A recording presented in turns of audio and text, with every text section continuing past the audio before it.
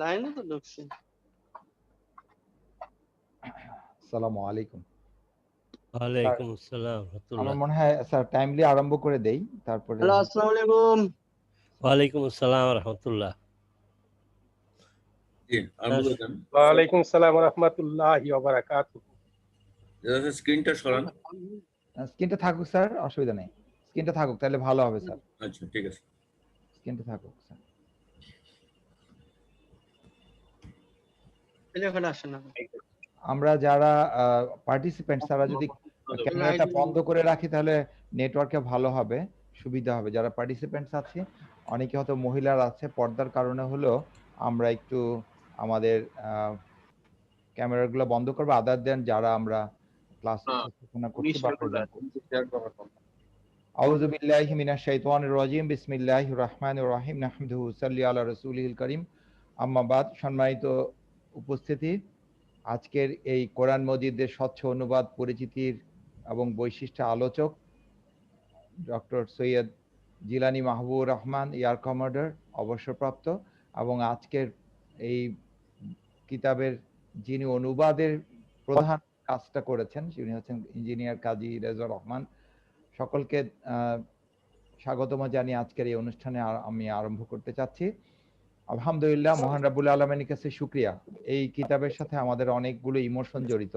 আমি স্যারের সাথে ব্যক্তিগতভাবে আমি একটু ভূমিকা দিয়েই, অন্য ধরনের একটু আলোচনা দিয়ে ক্লাসটা আরম্ভ করি।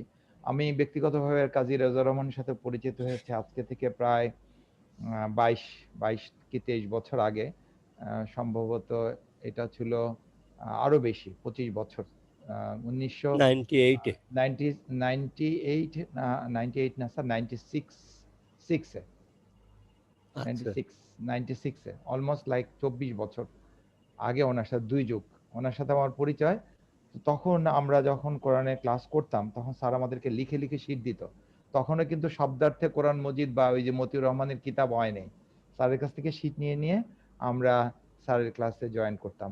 এবং স্যার যেই অনুবাদ বলতেন বা যেইভাবে বুঝাতেন, কেন যেন সেই আমরা যখন কোরআন পড়তাম বুঝতে সেরকম আসতো না। তখন আরবি গ্রামারেরও ধারণা ছিল না।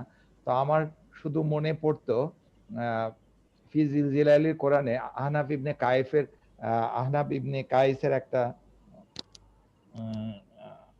আহনাফ ইবনে কায়েস রহমতুল্লাহ আলাইহি, ওনার একটা আলোচনা আমার খুব ভালো লাগতো।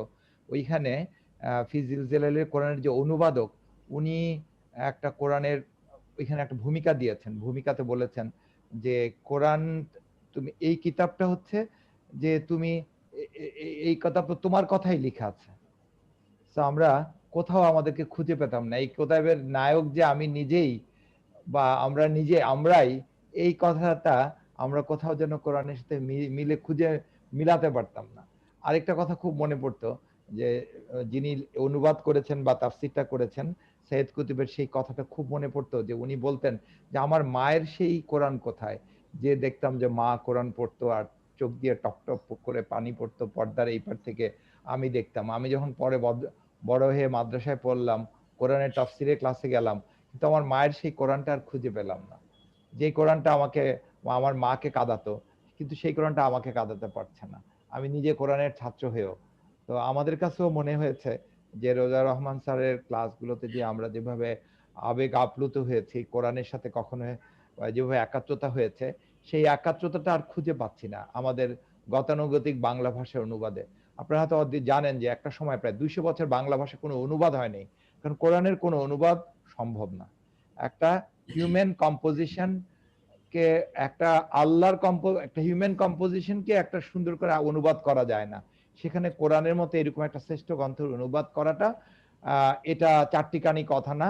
এবং কোরআনের অনুবাদের ক্ষেত্রে যে এই কথাগুলো বলা হয় যে আসলে কোরআন বুঝার ক্ষেত্রে বা অনুবাদকের জ্ঞান থাকা লাগবে, সেই জ্ঞানগুলো থাকে সরফের জ্ঞান, নাহুর জ্ঞান, আরবি ভাষার জ্ঞান, উসুলে তাফসিরের জ্ঞান, উসুলে হাদিসের জ্ঞান, ইভেন জিওগ্রাফির জ্ঞান, আপনি ভূগোলের জ্ঞান, ইতিহাসের জ্ঞান, এই জ্ঞানগুলো যদি না থেকে বিজ্ঞানের জ্ঞান, এই জ্ঞানগুলো না সামনে রেখে কোরআনের আলোচনাটা কিন্তু আসলে খুব উপভোগ্য হয় না।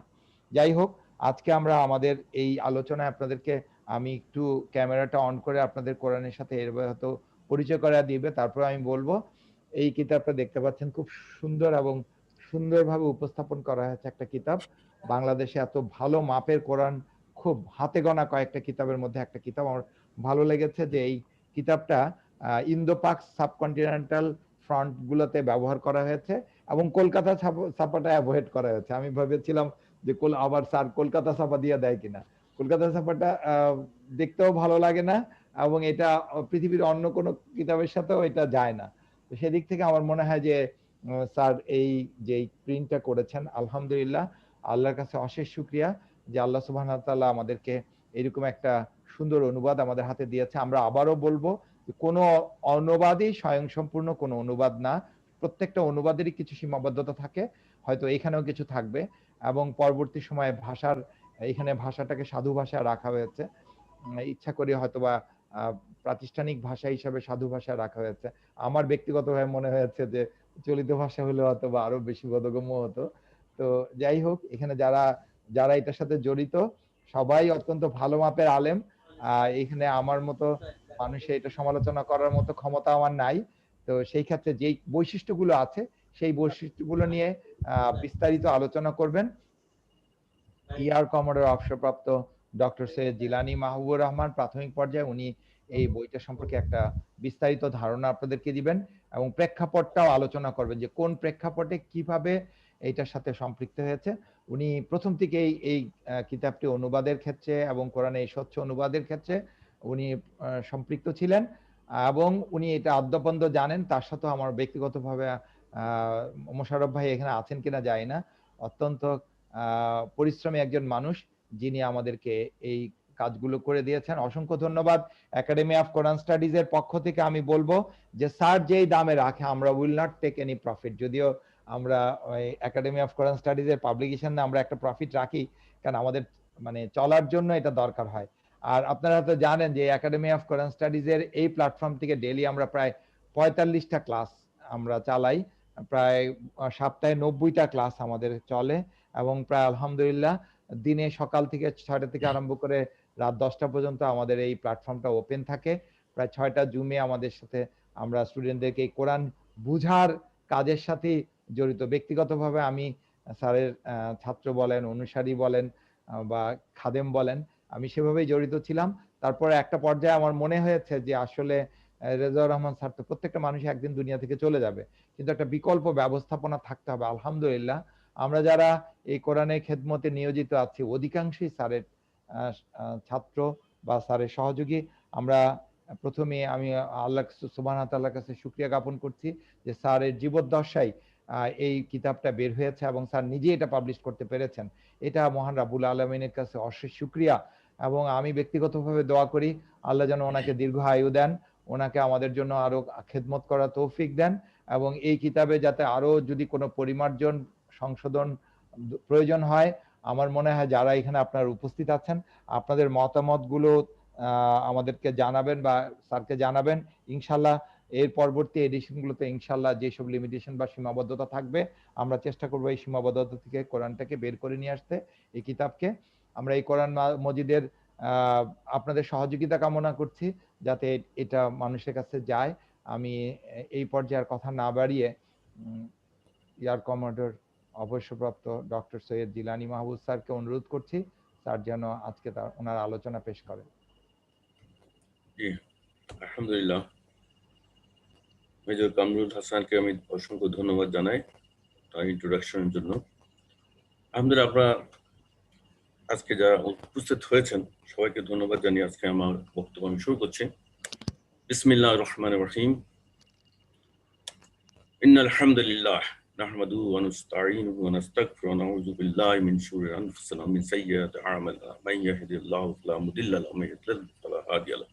আশহাদু আল্লা ইলাহা ইল্লা আনতা আশহাদু আন্না মুহাম্মাদান আবদুহু ওয়া রাসূলুহু। সম্মানিত সুধী মণ্ডলী, সবাইকে জানাই স্বাগতম, সুস্বাগতম। কোরআনে একটি আয়াত সূরা আনফালের 23 নম্বর আয়াত, বিসমিল্লাহির রহমানির রহিম। ওয়ালাউ আলিমাল্লাহু ফীহিম খায়রাল লা আসমাহুম ওয়ালাউ আসমাহুম লাতাওয়াল্লাহু মুরিদুন। আল্লাহ যদি জানতেন যে তাদের মধ্যে কল্যাণকর কিছু নিহিত আছে তো অবশ্যই তিনি তাদেরকে শুনবার তৌফিক দিতেন। আলহামদুলিল্লাহ, আজকে আমরা এখানে সবাই সমবেত হয়েছি আল্লাহ তৌফিক দিয়েছেন বলে আমরা আজকে এখানে একত্রিত হয়ে আজকে কোরআনের কিছু কথা শুনবো। একটা কোরআনের অনুবাদ, যেটা আপনার ইন্ট্রোডাকশন শুনলেন, সেই অনুবাদ সম্বন্ধে আমরা কিছু জানবো। আসলে এই অনুবাদ সম্বন্ধে জানার মেইন উদ্দেশ্য হলো কোরআন সম্বন্ধে কিছু জানা। তো যেটা আজকে সাবজেক্ট, সেই হিসাবে কোরআন মজিদ পরিচিতি বৈশিষ্ট্য, এই বৈশিষ্ট্যগুলো আমি কিছু অংশ, অতি সামান্য অংশ কভার করব, এবং ওর সাথে যত অনুবাদ দেখবেন বাজারে, সব অনুবাদের থেকে একটি বিষয় এটাতে সংযোজন করা হয়েছে যেটা অন্য কোনো অনুবাদে নাই পুরা বাংলাদেশের বাংলা ভাষায়। সেটা নিয়ে আজকে কিছু কথা বলবো। সেটা হলো বৈজ্ঞানিক দৃষ্টিকোণ থেকে অনেকগুলি আয়াতে বৈজ্ঞানিক ব্যাখ্যা সম্বলিত বিশ্লেষণ, যেটা অন্য কোনো কোরআনে নাই, আজ পর্যন্ত হয়নি, হয়তো ভবিষ্যতে হবে। কারণ একটু আগে মেজর কামরুল বলতেছিলেন যে কোরআন বুঝতে হলে আপনার বিজ্ঞানের জ্ঞানও থাকতে হবে, নাহলে আমরা কোরআন অনেকগুলো আয়াত বুঝতে পারবো না।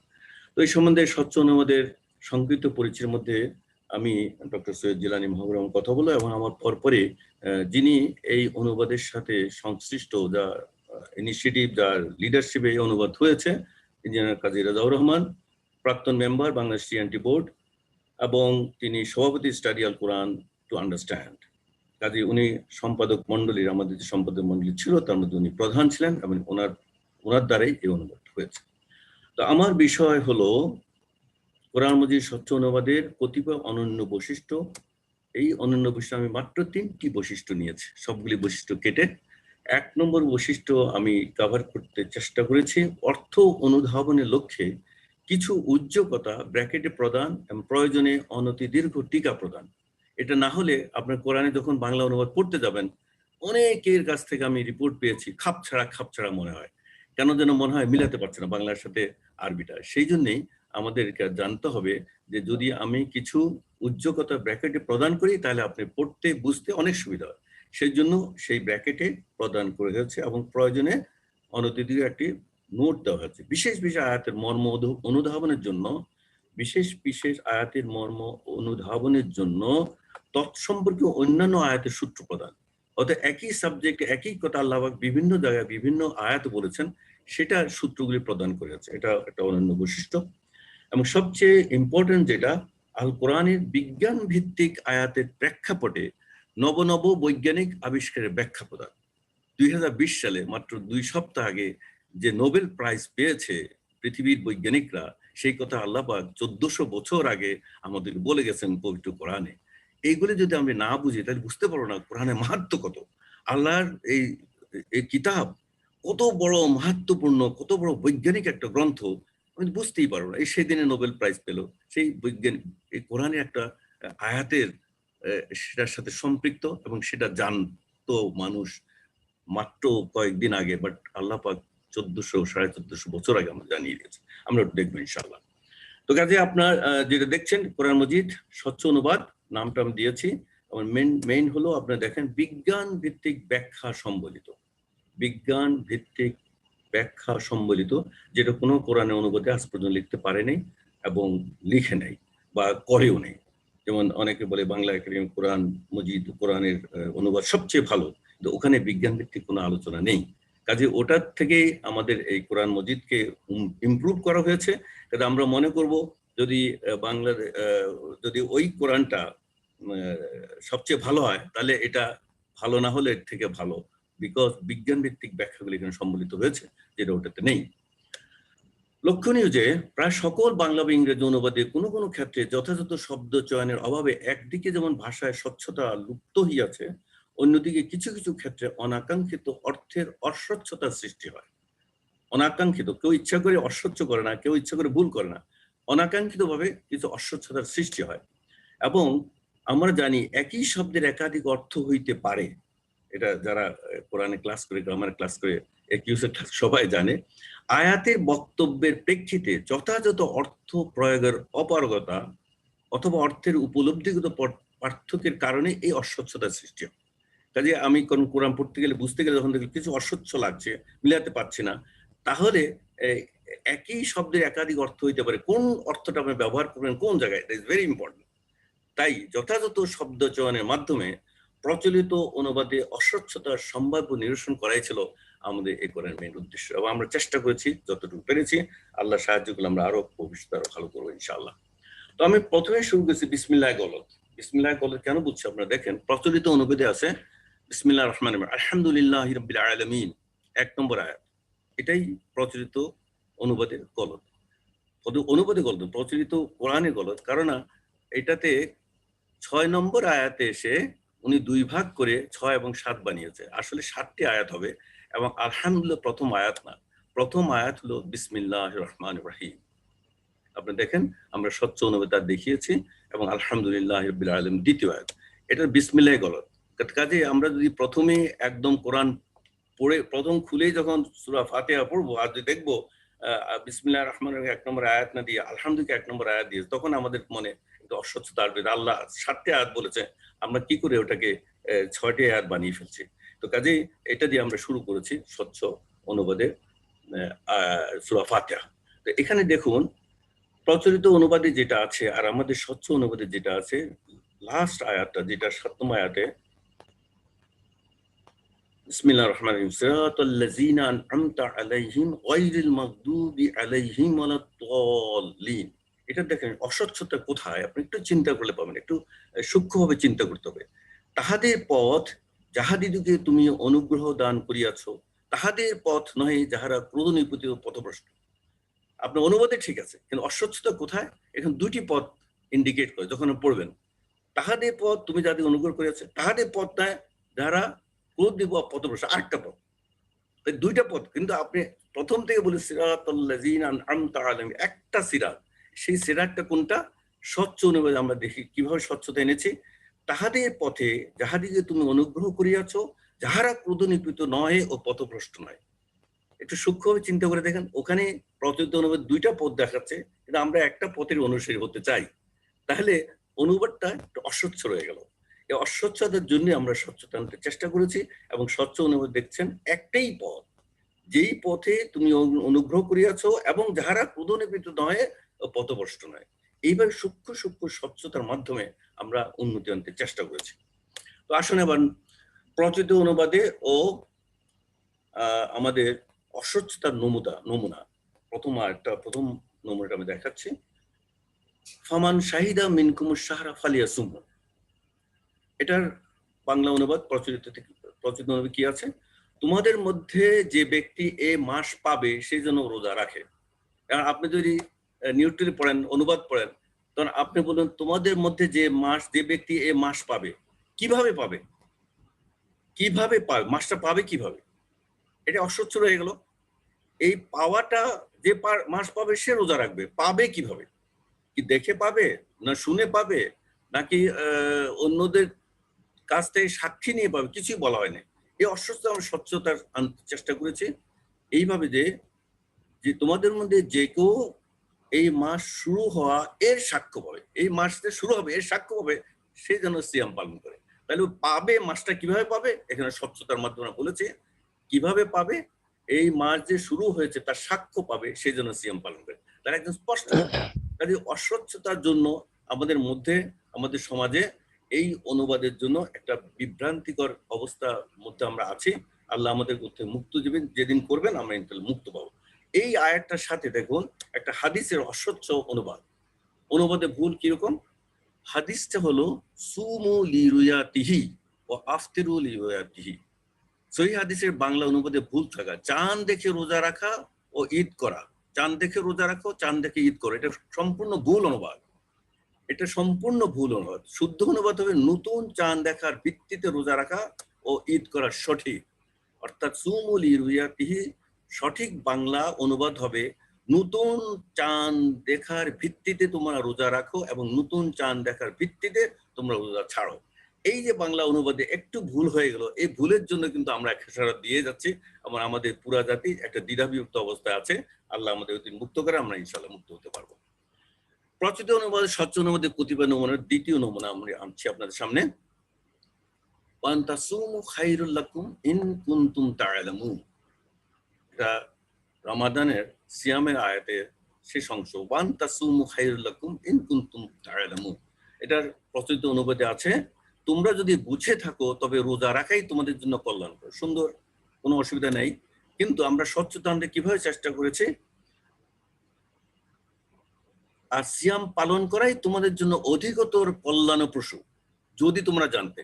তাহলে এই যে কল্যাণপ্রসূ আল্লাহ পাক বলেছেন, আসলে কি কল্যাণপ্রসূ আমাদের চিন্তা করতে হবে।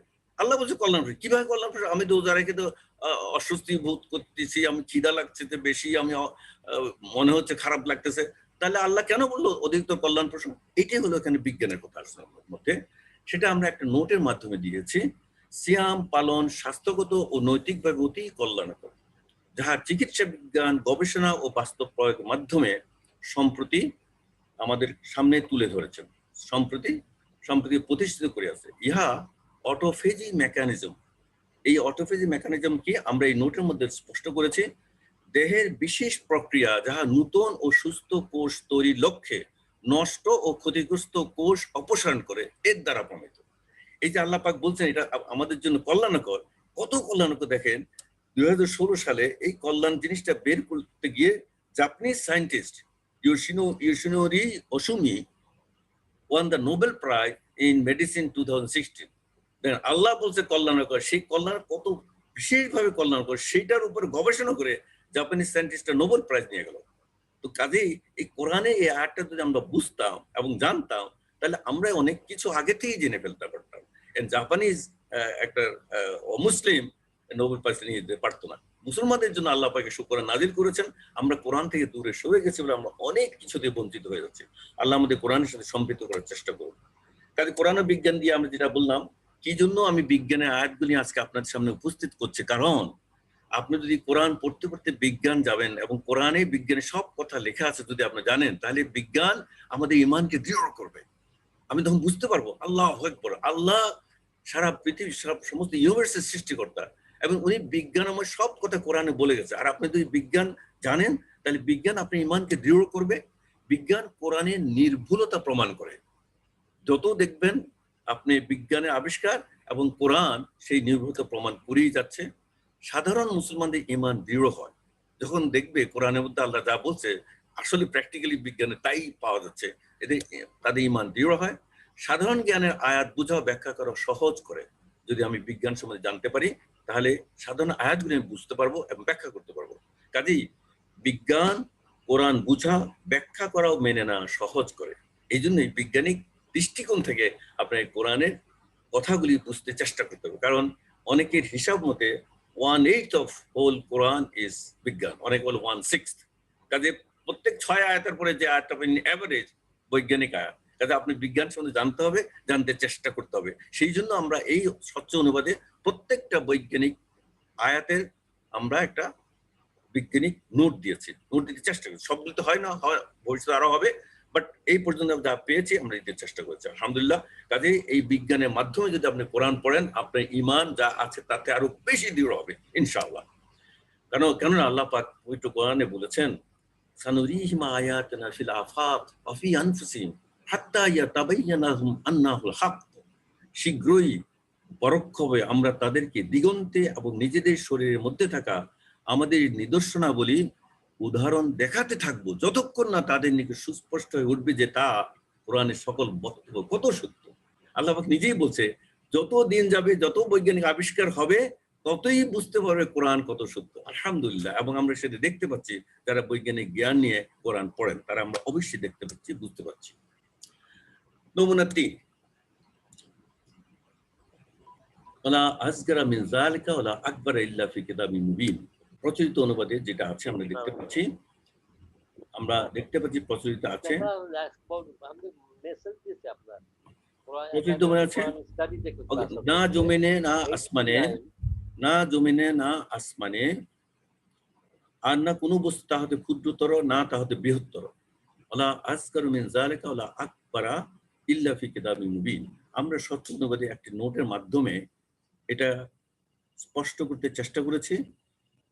অপেক্ষা ক্ষুদ্র, অর্থাৎ পরমাণু অপেক্ষাও ক্ষুদ্র কোনো কণা যদি থাকে, যাহা সাম্প্রতিক বৈজ্ঞানিক আবিষ্কার দ্বারা প্রতিষ্ঠিত, বা বৃহত্তর যত কিছুই থাকুক না বৈজ্ঞানিক জ্ঞান দ্বারা, যাহা সুস্পষ্ট কিতাবে নাই, এমন কোনো কিছু নেই।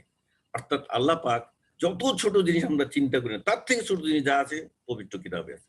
যত বড় জিনিস আমরা আবিষ্কার করছি বৈজ্ঞানিকরা মহাকাশে, তার থেকে বড় জিনিস পবিত্র কোরআনে আল্লাহ পাক বলে গেছেন। এই সংক্ষেপে আমি এটা দেখি যে এটা শুধু সূরা ইউনূসের 61 নম্বর আয়াত না, সূরা সাবা 3 নম্বর আয়াতে একই কথা বলছেন আল্লাহ পাক, কণা পরিমাণও কোনো বস্তু তোমার প্রতিপালের অগোচরে নয়, তোমার প্রতিপালকের অগোচরে নয়, না জমিনে না আসমানে, আর না কোনো বস্তু হতে ক্ষুদ্রতর না তা হতে বৃহত্তর, কিন্তু এই সমস্ত স্পষ্ট কিতাবে লিপিবদ্ধ রয়েছে।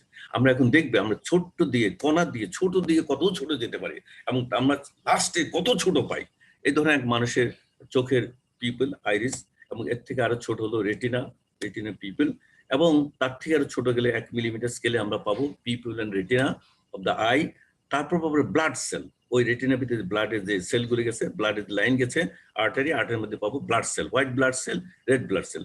আমাদের স্কেল চলে আসছে 10 মাইক্রোমিটার, আরো কমে গেছে। আরো ছোট স্কেল যদি হয় 1 মাইক্রোমিটার আমরা পাবো ক্রোমোজোম সম্বন্ধে আপনারা জানেন। এবং এরপরে আসবে 1 ন্যানোমিটার যদি স্কেল যায় তাহলে পাবো গ্রুপ অফ অ্যাটমস। এই গ্রুপ অফ অ্যাটমকে আরো ছোট যদি দেখতে যাই 1 পিকোমিটার স্কেলে আমরা দেখবো অ্যাটমিক এমপ্টিনেস। এর থেকে ছোট যদি যায় দেখবো 10 ফেমটোমিটারে পাবো কি নিউট্রনস প্রোটনস অ্যাটমের ভিতরে। এর থেকে ছোট স্কেলে যায় 1 ফেমটোমিটার স্কেলে পাবো ডাউন কোয়ার্ক, আপ কোয়ার্ক, অর্থাৎ যেটা স্টেবল পার্টিকেল সবচেয়ে ছোট সেটা। এর পথে আমরা পাবো কি number of sub atomic particles, অর্থাৎ অ্যাটম থেকে ছোট যে পার্টিকেল ওগুলি আমরা পাবো। এবং সেই পার্টিকেলটা বাইর করতে গিয়ে বৈজ্ঞানিকরা যে পার্টিকেল লাস্টে বাইর করলো ওটার নাম দিল গডস পার্টিকেল।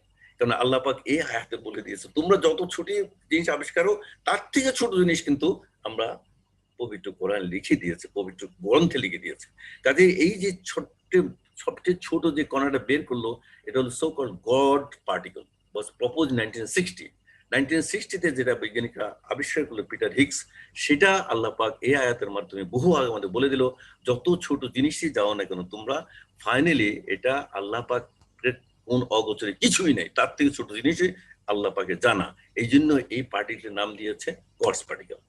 এই গডস পার্টিকেল নিয়ে গবেষণা করে আপনারা এই যে এই পার্টিকেল বের করতে পেরেছে, দুইটা নিউট্রনে কলাইড করে হাই স্পিড হাই ভেলোসিটি করে আপনার কলাইড করার যে পার্টিকেল বের হয়ে আসলো সেটা ক্ষণিকের কত পার্টিকেল দেখা হয়েছে। এই পার্টিকেলটার ছবি এখানে দেখতে পাচ্ছেন, এটাকে নাম দিয়েছে গডস পার্টিকেল। যেহেতু এই হলো গডস পার্টিকেলের চেহারা। আলহামদুলিল্লাহ, যত ছোট পার্টিকেল হোক না কেন মানুষের অগোচরে থাকলেও আল্লাহর অগোচরে নয়, আল্লাহ পাক পবিত্র কোরআনে ঘোষণা দিয়েছেন। কাজে ওয়ালা আসগারা মিন যালিকা, এর থেকে ছোট যদি কিছু থাকে তা আল্লাহর জানা আছে। এবং এর সাথে আসেন ওয়ালা আকবারা ইল্লা ফি কিতাবিম মুবিন। এর থেকে এবার বড়র দিকে আসেন। বড় দিকে কত বড়? আমরা যদি যাই আমাদের এই সূর্য, এই সূর্যের তুলনায় পৃথিবী কত ছোট দেখেন। এখানে দেখেন আর্থ কত ছোট, আর্থের তুলনায় সূর্য কত বড় ম্যাসিভ। এরপরে আসে, আমি কম্পারিজনে যাবো না সময়ের অভাবে। তারপরে এটাই যদি আমাদের সূর্য হয়, এবার দেখতে পারেন সূর্য যদি এটা হয়, ইউএস-কুডি হলো আরেকটা বড় সূর্য তারা। আমাদের পৃথিবী ছিল আমাদের সূর্য থেকে কত ছোট, সেই সূর্য এখন এই বড় তারা থেকে কত ছোট চিন্তা করে দেখেন। অর্থাৎ আমাদের সূর্য এটা হলে সবচেয়ে বড় তারাটা এত বড়, বৃহত্তর দিকে যাচ্ছে। আল্লাহর সৃষ্টি কত বড়।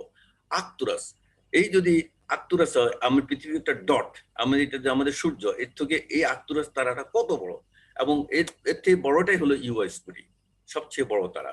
এইরকম অসংখ্য তারা নিয়ে একটা গ্যালাক্সি, এই হলো একটা গ্যালাক্সি বা ছায়াপথ।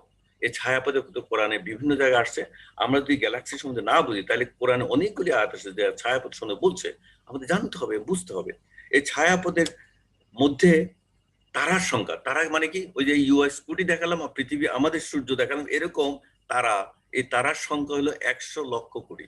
সুবহানাল্লাহ, 100 লক্ষ কোটি একটা ছায়াপথ বা একটা বুরুজ বা একটা গ্যালাক্সির মধ্যে, এত হলো তারার সংখ্যা। এবং এইরকম বুরুজের সংখ্যা আকাশে কত? 17,000 কোটি গ্যালাক্সি। আলহামদুলিল্লাহ, কত বড় সৃষ্টি আল্লাহ পাক। যে আল্লাহ বলছে তোমরা যত কিছু চিন্তা করতে হবে তার থেকে বড় কিছু থাকলে এটা অবশ্যই আল্লাহ তাআলা গোচরে আছে এবং আল্লাহ তাআলা সৃষ্টি করেছেন। কাজে এই সমস্ত গ্যালাক্সি নিয়ে এই যে আমাদের ভিজিবল ইউনিভার্স, যেটা বৈজ্ঞানিকরা দেখতে পায়, সেটা হলো ভিজিবল ইউনিভার্স। এই ভিজিবল ইউনিভার্সের তারার সংখ্যা কত হবে? 100 লক্ষ কোটি তারা যদি একটা গ্যালাক্সিতে হয়, আর 17,000 কোটি যদি গ্যালাক্সি হয়, তাহলে কত কোটি কোটি তারা হবে আকাশে, এটা ইমাজিন করা সম্ভব না। তো হিসাবে ধারণা করা যায় সারা পৃথিবীতে যত সংখ্যক বালুকণা আছে তার চেয়েও বেশি সংখ্যক তারা আছে আকাশে। সুবহানাল্লাহ, তাহলে কত বড় সৃষ্টি! এই কত বড় সৃষ্টি হলো সামাদ দুনিয়া। একটি সপ্তম আকাশে একটি আকাশ, যেটা পৃথিবীর নিকটবর্তী আকাশ। আল্লাহ পাক আরো 7টা আকাশ রেখেছেন। এবার চিন্তা করে দেখেন আল্লাহ পাকের সৃষ্টি কত বড়। এই জন্য আল্লাহ পাক বলছেন যে আমরা আসলে কত বড় আল্লাহ সৃষ্টি। বৈজ্ঞানিক বলছে আমরা জানি না, ওলা আকবার মিন যালিক, এটা আমরা কিছুই জানি না। We just do not know that how big is the creation of mighty আল্লাহ, সুবহানাল্লাহ। এই জন্য আল্লাহ বলছেন ওলা আকবার ইল্লা ফি কিতাব মুবিন, আল্লাহ জানেন ভালো কত বড় সৃষ্টি আল্লাহ। তো আমাদের ধারণা করতে হবে এবং বিজ্ঞান জানলে আমরা বুঝতে পারি আল্লাহু আকবার যখন বলি, এই আকবার আল্লাহ কত বড়, এতে আমাদের মনে মেজাজ ঢুকে যায়, আমাদের ঈমান তখন শক্ত হয়ে যায় ইনশাআল্লাহ। আল্লাহ সাহায্য করুন। পরের নমুনা, ওয়াল আদা কানাত রাতকান ফাফাতাকনাহুমা। এই যে সৃষ্টি দেখলেন কত বড় সৃষ্টি, এটা সৃষ্টিটা কিভাবে শুরু হলো? পরে আয়াতে আল্লাহ পাক এই সূরা আম্বিয়ার মধ্যে আমাদেরকে জানিয়ে দিচ্ছেন 130 নম্বর আয়াতে। প্রচলিত অনুবাদে যেটা আছে সেটা হলো যে মহাবিস্ফোরণে বিগ ব্যাং মাধ্যমে বহু খণ্ডে বিভক্ত হইয়া পড়ে এবং এত বড় আকাশ সৃষ্টি হয়েছে। একটু আগে যে বড় আকাশ দেখালাম, কোটি কোটি কোটি কোটি কোটি কোটি তারকা, একটি আকাশ এবং 7টি আকাশ। এবং আধুনিক জ্যোতির্বিদ বিজ্ঞানের মতে আদিতে সকল আকাশ নক্ষত্র সূর্য পৃথিবী একত্রে ছিল।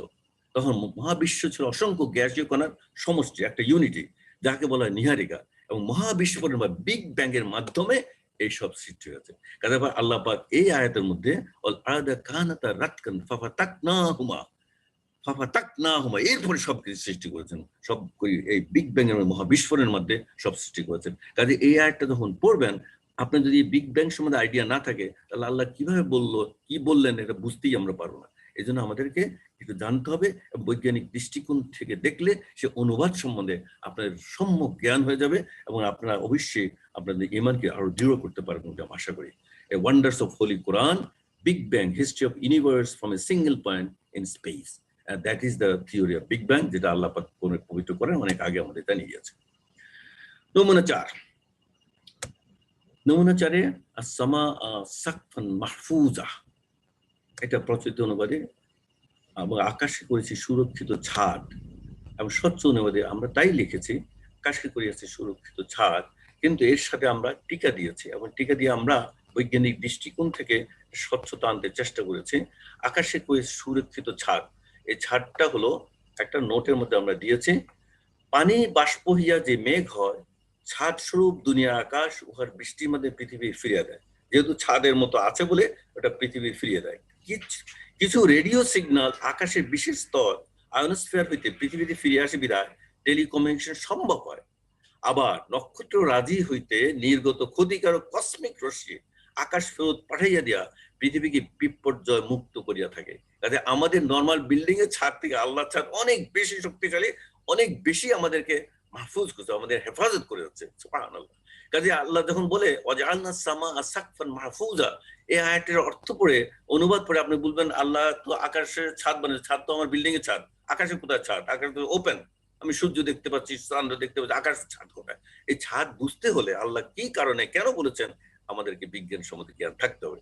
সেই জন্যই এই একই কথা আল্লাহ বলছেন, আরো দেখুন 40 নম্বর সূরা ওয়াসসামা বানান, একই কথা বলেছেন, আমি আকাশকে ছাদ স্বরূপ করেছি, ছাদ স্বরূপ।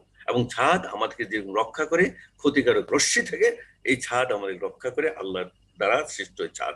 এই জন্য আল্লাহ আকাশকে বলছে ছাদ, এবং সেই ছাদটা আমাদের সুরক্ষা দান করে।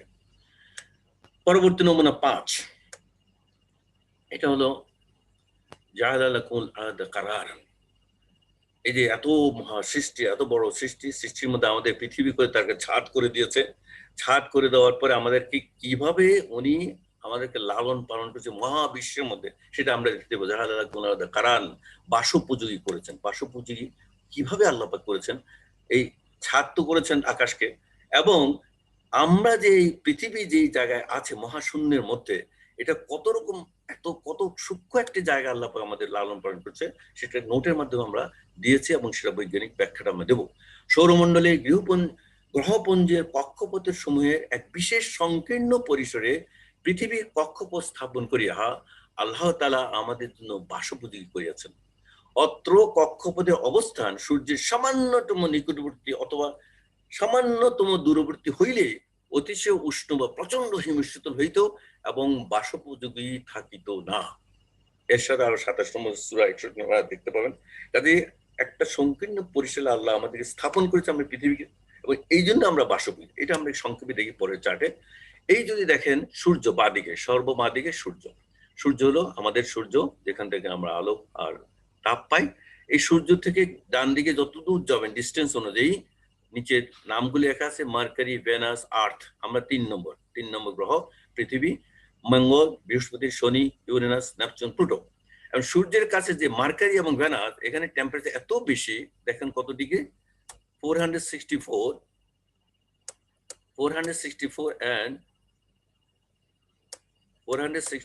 and আরেকটা হলো 452। এরপরে পৃথিবী 3য় নম্বরে। দেখেন এই জায়গায় এত সুন্দর করে আল্লাহ পাক টেম্পারেচার 15 ডিগ্রি সেন্টিগ্রেড এভারেজ। এই জন্য আমরা বাসোপযোগী। যদি আর একটু ডান দিকে হতো, আমাদের পৃথিবীটা আর একটু ডান দিকে আল্লাহ প্লেস করতেন, তাহলে মহা শীতলে গিয়ে আমরা সব বড় হয়ে যেতাম, বাসোপযোগী থাকতো না।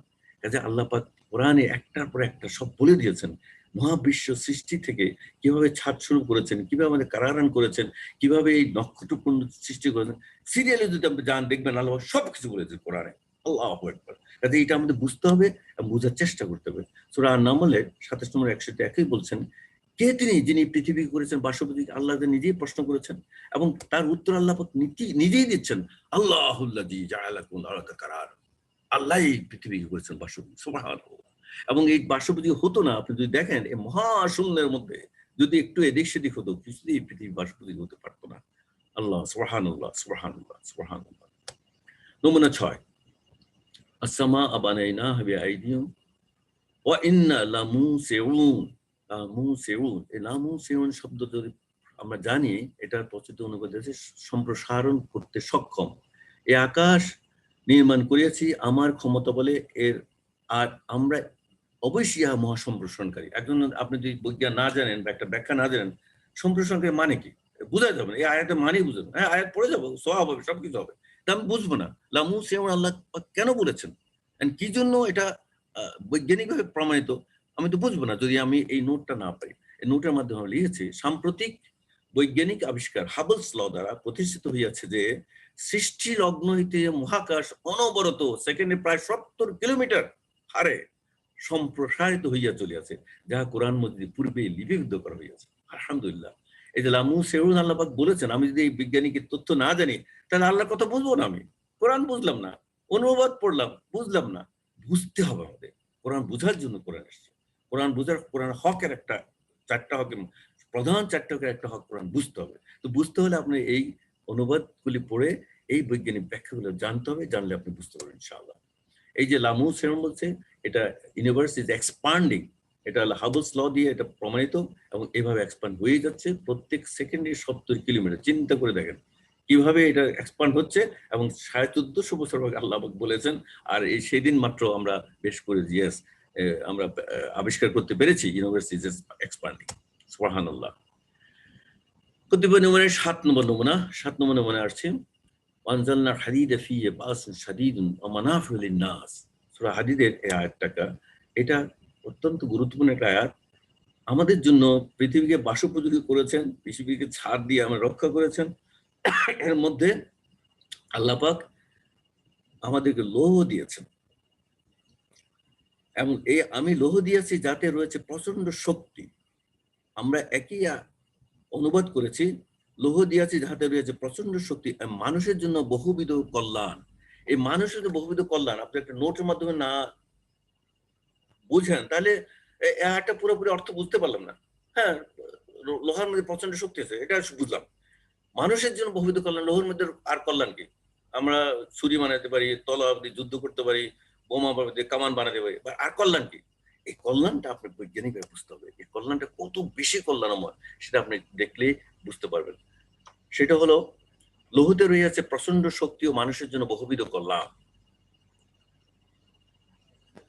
প্রাত্যহিক জীবনে নির্মাণ কার্যে যেটা নর্মাল কল্যাণ, নির্মাণ কার্যে এবং যানবাহন, যন্ত্রপাতি ও যুদ্ধাস্ত্র তৈরিতে ইত্যাদিতে লোহের ব্যবহার অপরিসীম।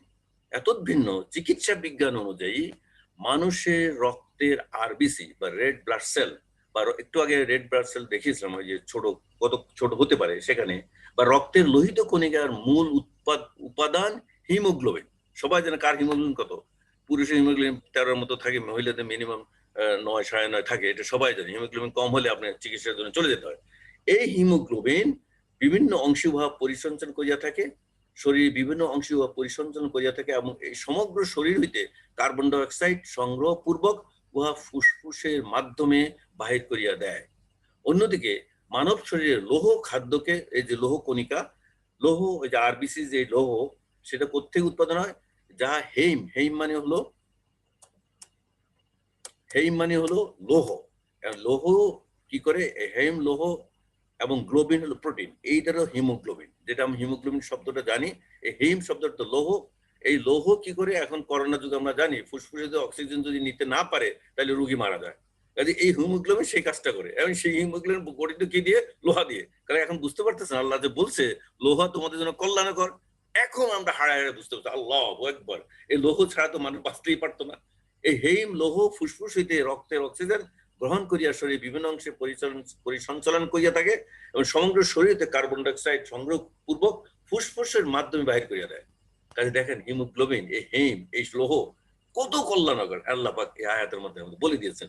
আমি যদি এই জ্ঞানটুকু না থাকে আল্লাহ পাক এটাকে কল্যাণকর কেন বলেছেন আমি বুঝতে পারবো। কাজে আমাদের এই নোটগুলি পড়ে, বৈজ্ঞানিক ব্যাখ্যাগুলি পড়ে আমাদের ঈমানকে অবশ্যই দৃঢ় করতে হবে। নমুনা 8, আমি মাত্র 11টা নমুনা দেখাবো, আর 3টা আছে। ওয়াল জিবালা আওতাদা, আওতাদা শব্দ অর্থ পেরেক। পাহাড় সমূহকে পেরেক রূপে গেড়ে দেয়নি? আল্লাহ প্রশ্ন করছেন। এই পর্বত সমূহকে এবং পর্বত কিলো পেরেক স্বরূপ করেছি, সৃষ্টি করেছি। এখন পাহাড়, অল জেবাল পাহাড়, আওতাদ মানে পেরেক।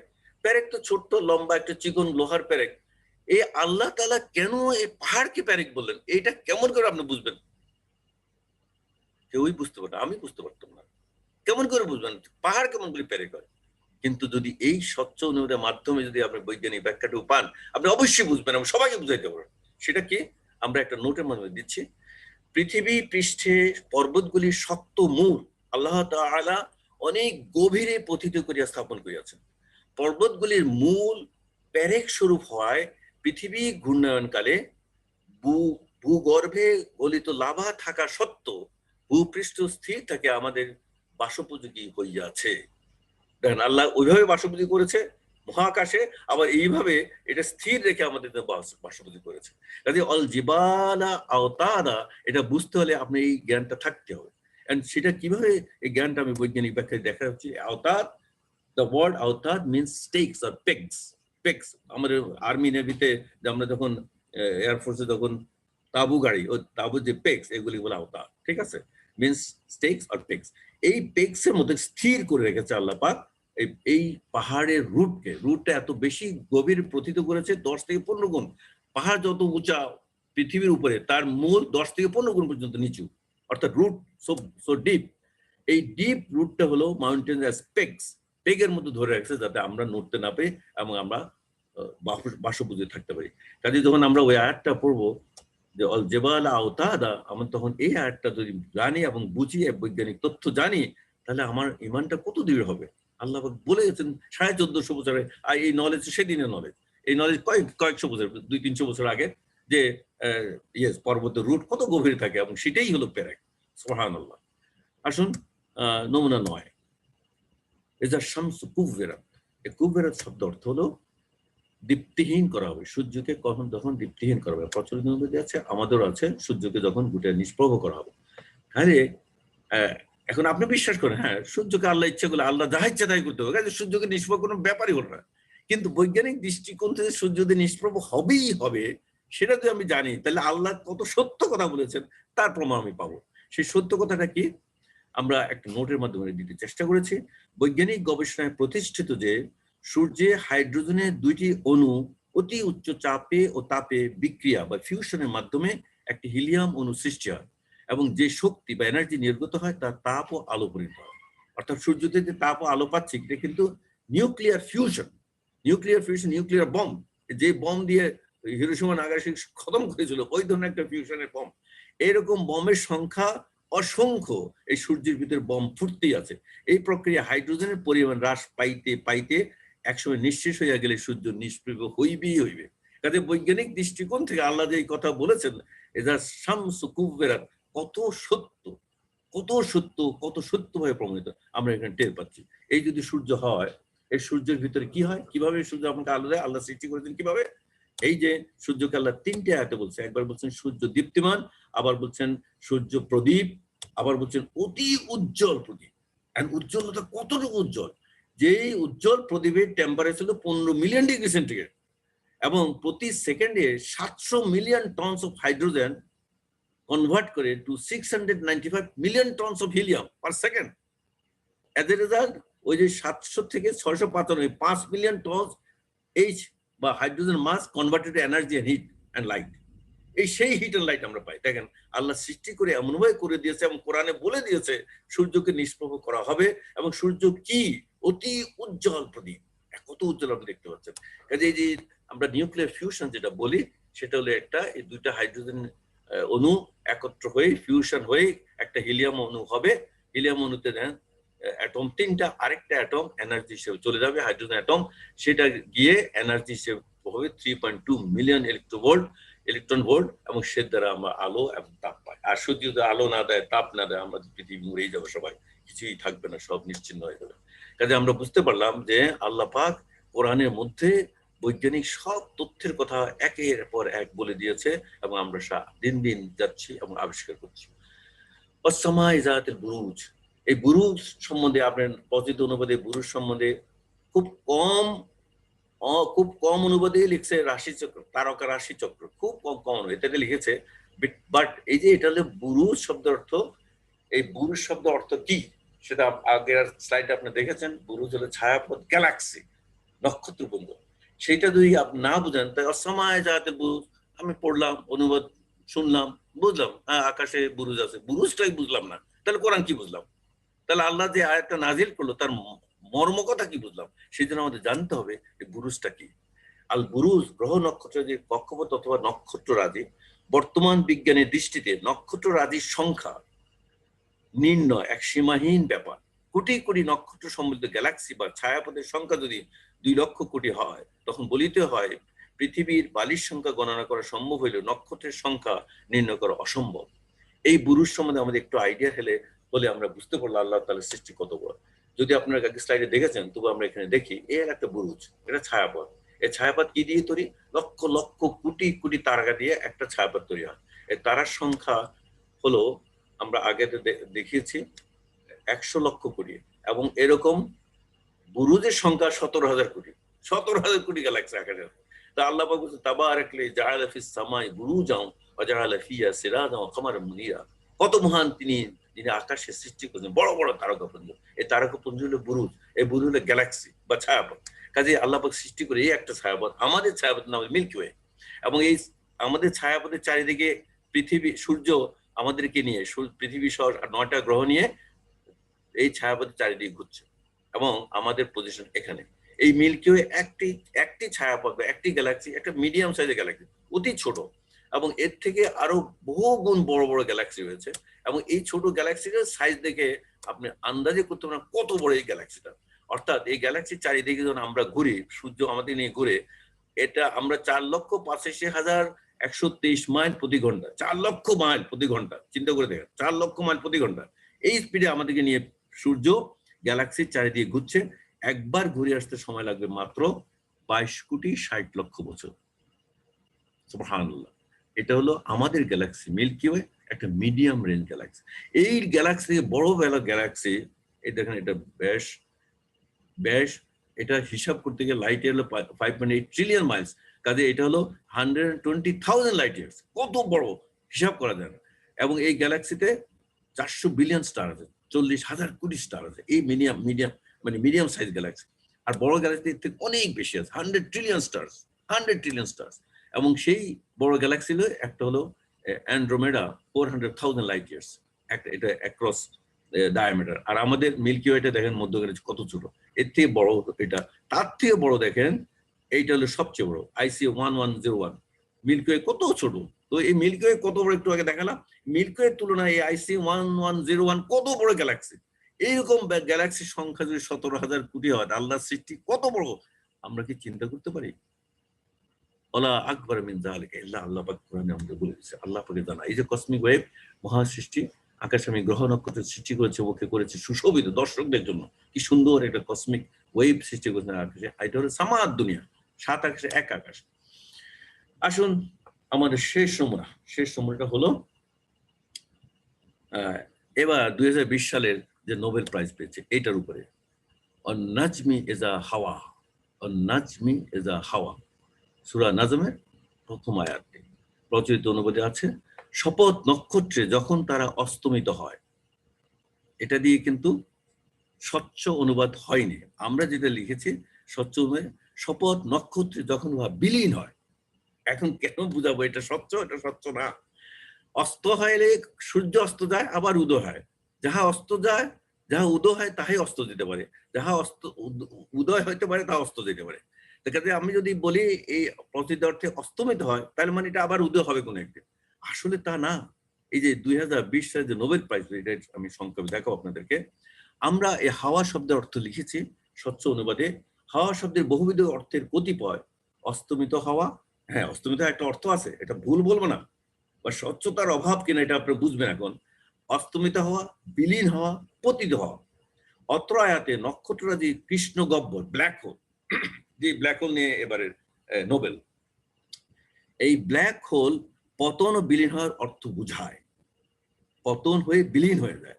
উল্লেখ্য, ব্ল্যাক হোলের প্রচন্ড মধ্যাকর্ষণ শক্তি বলে নক্ষত্র বিলীন হওয়ার বিষয়টি মাত্র 1784 সালে আবিষ্কার লাভ করে, এবং ফাইনালি 2020 সালে ওটার উপরে নোবেল প্রাইজ পেয়ে যায়। কাজে আল্লাহ পাক কবে 1450 বছর আগে এই আয়াত এবং পরবর্তী আয়াতে আমাদের বলে দিয়েছেন যে, বলেছেন আমি শপথ করছি নক্ষত্র রাজির অস্তাচলে, আমরা বলছি অস্তাচলে বিলীন হওয়া স্থল বা নক্ষত্রের পতন স্থলে, যেখানে পতন হয়। এই পতন স্থলটা কোথায়? ওই যে ব্ল্যাক হোলের এজে। এই মাওয়াকিউন শব্দের বহুবিধ অর্থের কতিপয় হইল অস্তমিত স্থল। যারা অস্তমল লিখেছে, অস্তাচল লিখছে, ভুল বলবো না, কিন্তু স্বচ্ছ কিনা আপনারা বুঝবেন আসলে স্বচ্ছ না। বিলীনের স্থল, দ্যাট ইজ মোর কারেক্ট। বিলীন হয়ে যায়, এটা আর উদয় হবে না কোনোদিন। পতন স্থল, পতিত হয়ে শেষ হয়ে যায়। এটা আমরা টিকিট 945 নম্বর টিকিট দিয়েছে, এবং এটা আমরা ব্ল্যাক হোল এ অস্তমিত হয় না, বিলীন হয় কোথায়? Black Holey. ওয়ান্ডার অফ আল্লাহ সুবহানাহু ক্রিয়েশন। এই ব্ল্যাক হোলটা একটা ওয়ান্ডার, মিস্টিরিয়াস। এই মিস্টিরিয়াস 2020 সালে আমাদের ফিজিক্সের Nobel winners helped to better understand the universe's most mysterious phenomena. আল্লাহ পাকের সৃষ্টির সবচেয়ে মিস্টিরিয়াস ফেনোমেনা এটা এই ব্ল্যাক হোল। এই ব্ল্যাক হোলের মাধ্যমে black hole scientist win Nobel prize in physics. Half the world goes to so and so. এই যে ফিজিক্সে ব্ল্যাক হোল আবিষ্কার করলো, এইবার ব্ল্যাক হোল আবিষ্কার করে 2020 নোবেল প্রাইজ পেয়ে গেল। এই কথাটা আল্লাহ পাক আমাদের কত 100 বছর আগে বলে গেছেন, সুবহানাল্লাহ। এবং সেইখানেই নক্ষত্র বিলীন হয়। এই যে একটা দেখছেন ব্ল্যাক হোলের চিত্র, এর আশেপাশে যত কিছু যায়, এর মধ্যাকর্ষণ শক্তি এত বেশি, বড় বড় নক্ষত্র খেয়ে ফেলবে, খেয়ে বিলীন হয়ে যাবে। এইটার আর কোনো এক্সপ্লেনেশন নাই, বৈজ্ঞানিক আর কোনো এক্সপ্লেনেশন দিতে পারেন নাই, পারবেনও না ভবিষ্যতে, আল্লাহ ছাড়া। আল্লাহ এক্সপ্লেনেশন না দিলে কেউ পারবে না। এবং এটা এত বেশি তার মাধ্যাকর্ষণ শক্তি, ইভেন লাইট গেলে খেয়ে ফেলে, এই জন্য ব্ল্যাক লাইট খেয়ে ফেলে। কাজেই বুঝতে পারেন এটা আল্লাহ কত বড় মিস্টিরিয়াস সৃষ্টি। এই ব্ল্যাক হোলের যে ছবি দেখেন, একটা ব্ল্যাক হোল সেন্টারে গিয়ে সবকিছু ব্ল্যাক হয়ে যায়, শেষ হয়ে যায়, বিলীন হয়ে যায়। আর ওই তারা আসে না, ওই আলো আসে না, কিছুই না, সব শেষ। এলো ব্ল্যাক হোল আরেকটা ছবি, এটা হলো ব্ল্যাক হোল আরেকটা ছবি। এবং এইটা হলো নিয়ারেস্ট ব্ল্যাক হোল, আমরা যেটা পৃথিবীতে দেখতে পারি ব্ল্যাক হোলটা, সেটা হলো আমাদের মিল্কি ওয়ে সেন্টার যে ব্ল্যাক হোলটা আছে সেটা। The black hole is SQ close, you can see here now, এখন এটা দেখতে পাচ্ছ। কাজে এই ব্ল্যাক হোলের মধ্যে যাহা যায় তাহাই বিলীন হয়ে যায়। কাজে আল্লাহ পাক যে দুটি আয়াত আল্লাহ পাক দিয়েছেন, 53 নম্বর সূরা 1 নম্বর, 56 75, দুটেই স্ট্রেট ওই ব্ল্যাক হোলের কথা বলেছে। বৈজ্ঞানিকভাবে যেটা বলেছে আমরা সেটাই অর্থ পাই, এবং সেটা অর্থ তাই, সেটা হলো বিলীন হয়ে যাওয়া এবং পতিত হয়ে যাওয়া ব্ল্যাক হোলে, যেটা আর কোনোদিন ফিরে আসে না। এই বৈজ্ঞানিক তারা তাদের আবিষ্কারের মাধ্যমে ব্ল্যাক হোল আবিষ্কারের মধ্যে এবার নোবেল প্রাইজটা পেয়েছেন। The black hole was there as mentioned by Allah subhanahu wa ta'ala in those two ayah more than 1400 years back. Human beings are knowing now. দেখেন আল্লাহ তাআলার সৃষ্টি সবকিছু বলে গেছেন কোরআন, সুবহানাল্লাহ ওয়া বিহামদিহি। কাজেই আল্লাহ পাকের এই আয়াতটা আমরা আবার বারবার পড়ি, সানুরিহিম আয়াতি ফিল আফাকি ওয়া ফি আনফুসিহিম হাত্তা ইয়াতাবায়ানা লাহুম আন্নাহুল হক। শীঘ্রই আমরা তাদেরকে দিগন্ত নিজেদের শরীরের মধ্যে থাকা আমাদের নিদর্শনাবলী দেখাতে থাকো একটার পর একটা 2016 সালে নোবেল প্রাইজ পেল অটোফেজি, সেটা আল্লাহ কোরআনে ছিল। এখন 2020 সালে পেল ব্ল্যাক হোলের উপর, সেটা আল্লাহ কোরআন আছে। এইভাবে আল্লাহ আমাদের দেখাতে থাকবেন এখন নিদর্শন হলে দেখা যাবে, যতক্ষণ না তাদের মধ্যে সুস্পষ্ট, তাদের নিকে সুস্পষ্ট হয়ে উঠবে যে তা কোরআনের সকল বক্তব্য কত সত্য। সুবহানাল্লাহ, সুবহানাল্লাহ, আলহামদুলিল্লাহ। পবিত্র কোরআন হতে, বিজ্ঞান হতে একটি অংশ ধৈর্য ধরে শোনার জন্য আমি আপনাকে ধন্যবাদ জানাই। আল্লাহ যেন আমাদেরকে স্বচ্ছ অনুবাদের সঠিক অর্থ বুঝে পড়ার পথে আমাদের সাহায্য করেন এবং ওই পথে আমাদের পরিচালিত করেন। আমিন। সুবহানাকাল্লাহুম্মা ওয়া বিহামদিকা আশহাদু আল্লা ইলাহা ইল্লা আনতা আস্তাগফিরুকা ওয়া আতুবু ইলাইক। আসসালামু আলাইকুম ওয়া রাহমাতুল্লাহি ওয়া বারাকাতুহু। এখন জনাব রেজাউর রহমান সাহেব তার বক্তব্য পেশ করেন।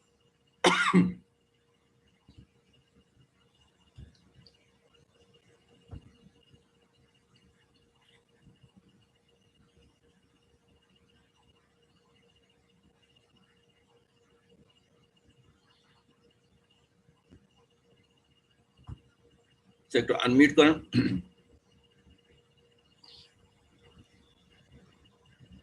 রব্বুল আলামিনের কাছে আমরা হাজারো শুকরিয়া আদায় করি, আজকে আমরা কোরআন মাজিদ স্বচ্ছ অনুবাদ পরিচিতি ও বৈশিষ্ট্যের উপরে আমরা কিছু কথা রাখতে পেরেছি। আল্লাহর কাছে লাখো কোটি শুকরিয়া। আল্লাহ রাব্বুল আলামিন আমাদেরকে একাডেমি অফ কোরআন স্টাডিজের মাধ্যমে, এই সংস্থার মাধ্যমে আল্লাহ তাআলা আমাদেরকে এই আপনাদের সামনে এটা পেশ করার সুযোগ করে দিয়েছেন। আমরা এতক্ষণ ধরে ডক্টর সৈয়দ জিলানী সাহেবের বিস্তারিত বর্ণনা, বিশেষ করে প্রথম কয়েকটা বিষয় উনি তুলে ধরেছেন, যেগুলো আমাদের স্বচ্ছতা ছিল না কোরআনের আয়াতে, আমরা স্বচ্ছতা আনার চেষ্টা করেছি। আর বিশেষ করে যে বৈজ্ঞানিক যে সম্বলিত যে আয়াতগুলো, একটা ইসলামিক ফাউন্ডেশন একবার একটা বই লিখছিলেন, সায়েন্টিফিক ইন্ডিকেশন দ্য হলি কোরআন। এখানে প্রায় 750টি আয়াতের কথা উল্লেখ করেছিলেন।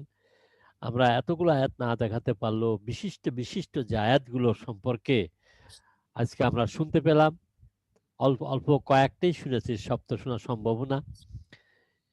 আপনারা আশা করি যে এই স্বচ্ছ অনুবাদের এই পরিচিতির মাধ্যমে একটু অন্য স্টাইলে, বৈজ্ঞানিক তথ্যভিত্তিক স্টাইলে আমরা কথা শুনতে পেলাম। আল্লাহ আমাদেরকে তৌফিক দান করুন। আজ আমি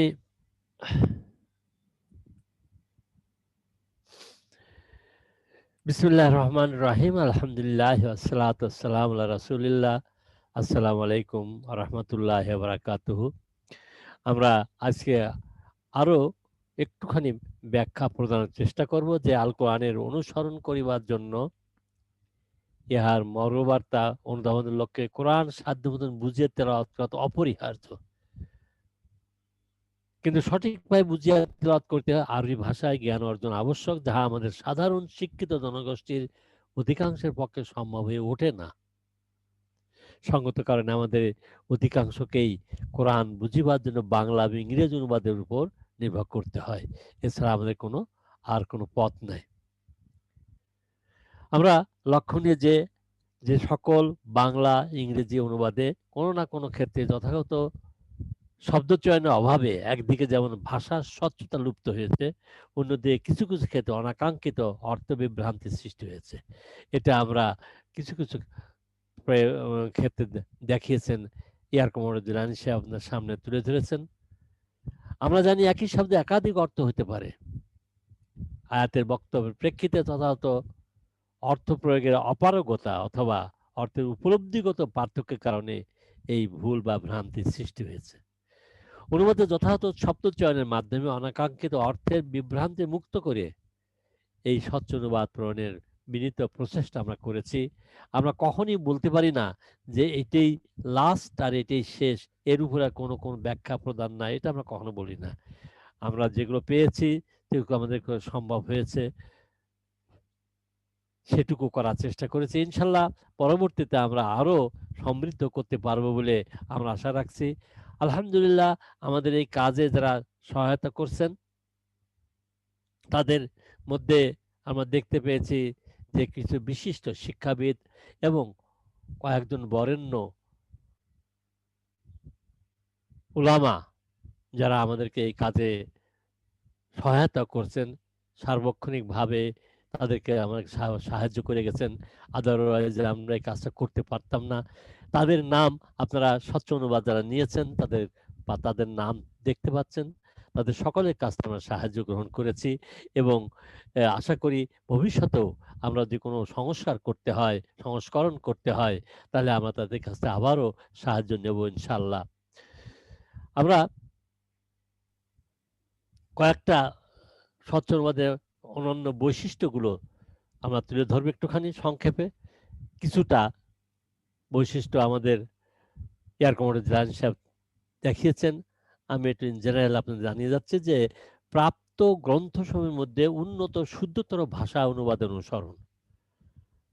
অনেক সময় অনেক তর্জমা আছে, আমরা চেষ্টা করি যে সবচাইতে বেশি উন্নত শুদ্ধতর ভাষা যেটা সেটা আমরা ব্যবহার করেছি এবং ভাষার কোরআনের বাণীর ভাষার গাম্ভীর্য বজায় রাখতে সাধু ভাষা ব্যবহার করেছি।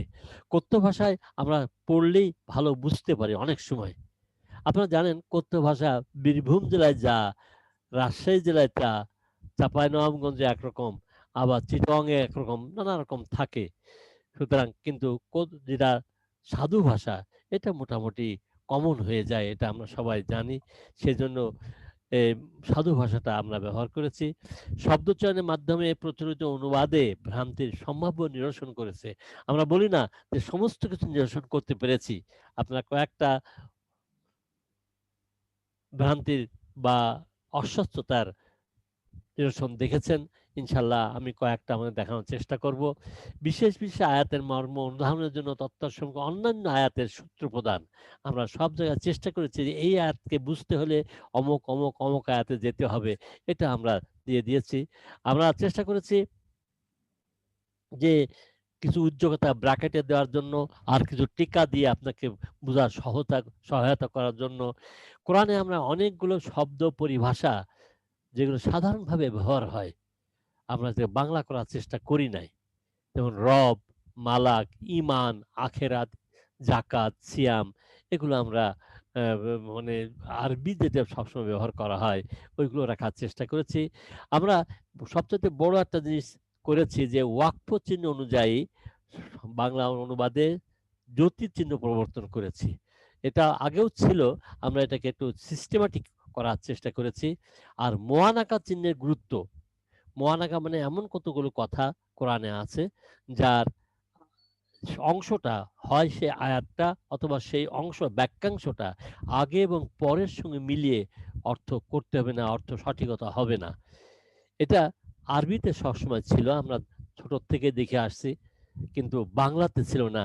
ইনশাল্লাহ আমরা বাংলাতে এটা প্রচলন করেছি। আমরা করেছি ইন আর লাউ, দুটি শব্দ, ইন মানে যদি, লাউ মানে যদি।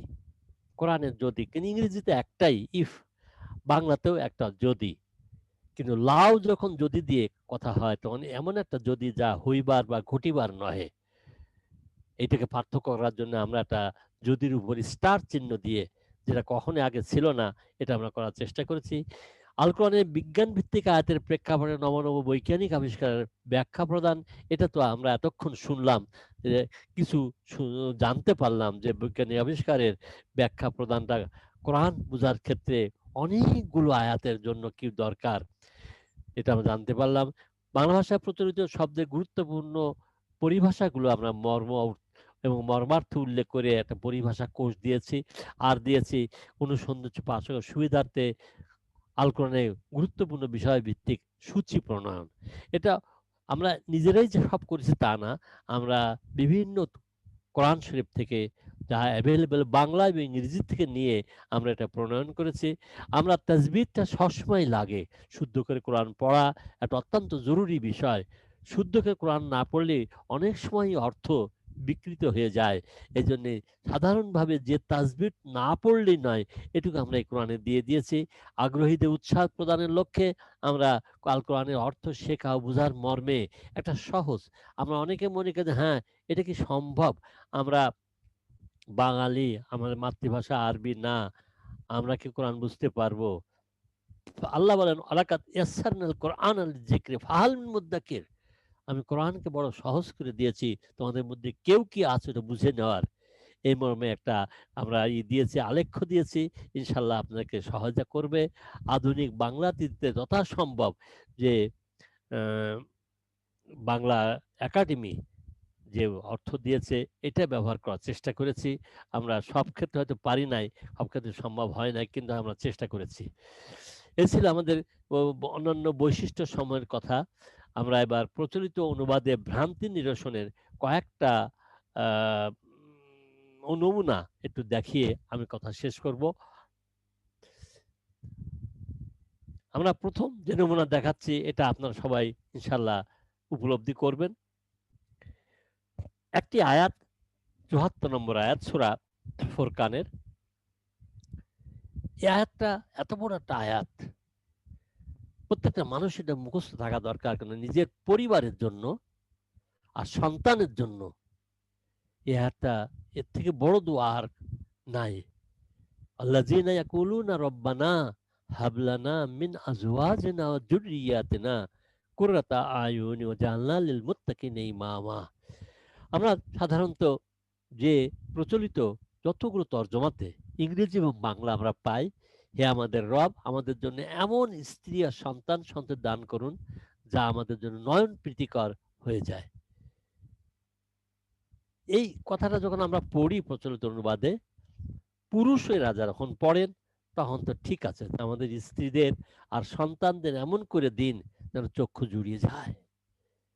কিন্তু একটা মহিলা, সে আপনার মা হন, সে আপনার বহিন হন, স্ত্রী হন, যেই হন না কেন, কি করে এটা পড়বে এমন স্ত্রী এবং সন্তান দান করুন? এটা তো হয় না।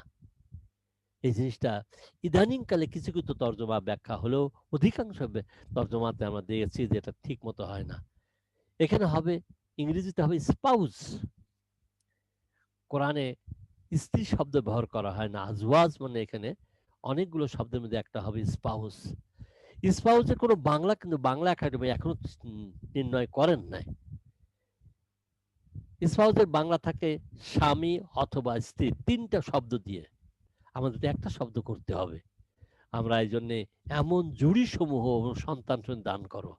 জুড়ি বললে কি হবে, যে স্বামী পড়লে, স্পাউস পড়লে এটা স্ত্রী হয়ে যায়, স্ত্রী পড়লে এটা স্বামী হয়ে যায়।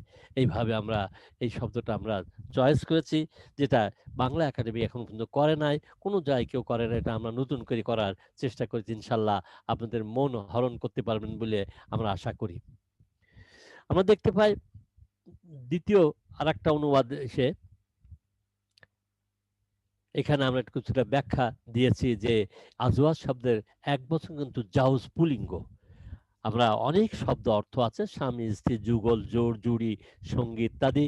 আমরা এর মধ্যে সিলেক্ট করেছি এই যে জুড়ি শব্দটা সিলেক্ট করে দিয়েছি, যাতে করে কখনোই যেন মনে না হয় এই আয়াত শুধু পুরুষের জন্য, এই আয়াত নারীর জন্য নয়, এরকম যেন কোনো মনে না হয়। এই একই কথা অনেকগুলো আয়াতে পরিলক্ষিত হয়, যেমন সেগুলো আমরা নিচে দিয়েছি, আপনারা দেখতে পাবেন ইনশাআল্লাহ। আশা করি আমরা আপনাদের কাছে এই কোরআনের কপি অনেকের পৌঁছে গেছে। যারা পৌঁছে নেয় আমাদের ই করবেন, আমাদের কন্ট্যাক্ট করবেন। ঢাকা শহরে আমরা প্রায় ৬৭টি জায়গাতে আমরা কোরআন শরীফ, আমাদের এই কোরআনের ক্লাসের যারা ভাইয়েরা, তারা এগুলো নিয়ে বিক্রি বা অথবা মানুষকে পৌঁছে দেওয়ার চেষ্টা করছেন। সেই শ্যামলের থেকে শুরু করে উত্তরা পর্যন্ত সর্বত্রই আমরা করেছি। চিটংয়ে আমরা পাঠিয়েছি কুষ্টিয়াতে, আরো অন্যান্য শহরে পাঠানো, রাজশাহীতে পাঠিয়েছি, অন্যান্য শহরে পাঠাবার আমরা সত্য চেষ্টা করছি। নারায়ণগঞ্জে চলে গেছে, এরকমই আমরা চেষ্টা করছি। আমরা ২ নম্বর নমুনা দেখি, ইন্না আনজালনাহু ফি লাইলাতুল কদর। নিশ্চয় আমরা প্রচলিত অনুবাদে লেখা হয়, নিশ্চয় আমি ইহা অবতীর্ণ করেছি। কোরআন তো আমি বলে না, ইন্না মানে নিশ্চয় আমরা, আনজালনা সবাই জানে, যারা একটুখানি আরবি পড়ছেন অথবা মাদ্রাসায় পড়ছেন তারা তো অবশ্যই জানেন আনজালনা শব্দের অর্থ হচ্ছে আমরা নাজিল করেছি। কিন্তু সেখানে যদি আমি বলেন, এটা তথ্যগত ভুল হয়ে যায়, ঠিক হয় না, স্বচ্ছ হয় না। এই জন্যে আমরা আর একটা আয়াত দেখি যে ইন্না নাহনু নাজ্জালনা যিকরা ওয়া ইন্না লাহু লাহাফিজুন। জিকির শব্দের অর্থ মোট 19টা। আমাদের ডিকশনারিতে আমরা দেখেছি যে জিকির শব্দের মোট অর্থ হচ্ছে 19টা। তার মানে স্মরণ একটা হয়, উপদেশ হয়। আবার এখানে কিন্তু স্মরণও হবে না, উপদেশও হবে না।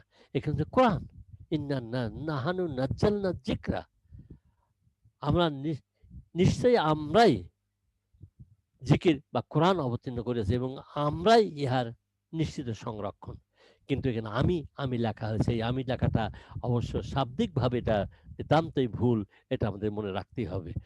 আমরা এই জন্যই একটা জিনিস আমরা খেয়াল করেছি, সেটা হচ্ছে যে আল্লাহ শব্দের নাহানু আর ইন্না মানে নিশ্চয় আমি লেখা হয়, এটা সঠিক কখনো হতে পারে না। এটা বেসিক্যালি এটা ভুল হয়ে যায়। এটা আমরা সবাই ইনশাল্লাহ একমত হব। এটাকে আমরা লিখতে হবে। আল কোরআনে মহামর্যাদাবান আল্লাহ নিজের ক্ষেত্রে ব্যাপকভাবে বহুবচন সর্বনাম ব্যবহার করিয়াছেন। মনে রাখতে হবে এরূপ বহুবচন এর ব্যবহার সম্মানার্থে মর্যাদা ব্যঞ্জক, বহুত্ব ব্যঞ্জক নহে। এইটু আমাদের সবসময় খেয়াল করতে হবে। ইহা বহুত্ব ব্যঞ্জক হলে সকলের আগে আরবের সেই আবু জেহেল, আবুল হাবরাই আল্লাহ রসুল সাল্লাল্লাহু আলাইহি ওয়াসাল্লাম ধরতো যে তুমি কি করে আল্লাহকে আমরা বলতে পারো? আল্লাহ তো এক, আমরা কেন বলছো? এই প্রশ্ন কিন্তু তারা তোলে নাই। তাওহীদের বিরুদ্ধে নিজেদের শিরকের পক্ষে এটাকেই প্রমাণ হিসেবে গ্রহণ করতো। এটা কিন্তু কখনোই করে নাই। ইতিহাস কোনো সাক্ষ্য দেয় না, কোনো হাদিসে এরকম কিছু বলা হয়নি। সুতরাং আমরা এটা খেয়াল করেছি। ইনশাল্লাহ এটা আপনাদের চোখে মানে দৃষ্টিতে আমরা ভালো হবে বলে আপনারা সবাই স্বীকার করবেন। আজকাল অনেকেই এই কারেকশনটা করে যাচ্ছে। আমরা কয়েকটা কোরআন শরীফে অলরেডি কারেকশন করতে পেরেছি বলে আশা করছি। আরেকটা আমরা দেখি 3 নম্বর নমুনা, ফাক্কু রাকাবাতেন, সূরা আল বালাদের ছোট্ট দুটো কথা। এর আগে আছে আলাম নাজআল লাহু আইনাইনে ওয়া লিসানাও ওয়া শাফাতাইনে ওয়া হাদাইনাহুন নাজদাইনে। আমাদের মনে হয় অনেকের মুখস্থ আছে। ফালাক তাহামাল আকাবা ওয়া মা আদরাকা মাল আকাবা ফাক্কু রাকাবা। বলা হচ্ছে যে সব প্রচলিত অনুবাদে লেখা হয়েছে এটা দাসকে মুক্তি প্রদান। আমরা স্বচ্ছ অনুবাদে দাস শব্দ চেঞ্জ করে গ্রীবাবদ্ধ ব্যক্তিকে মুক্তি প্রদান।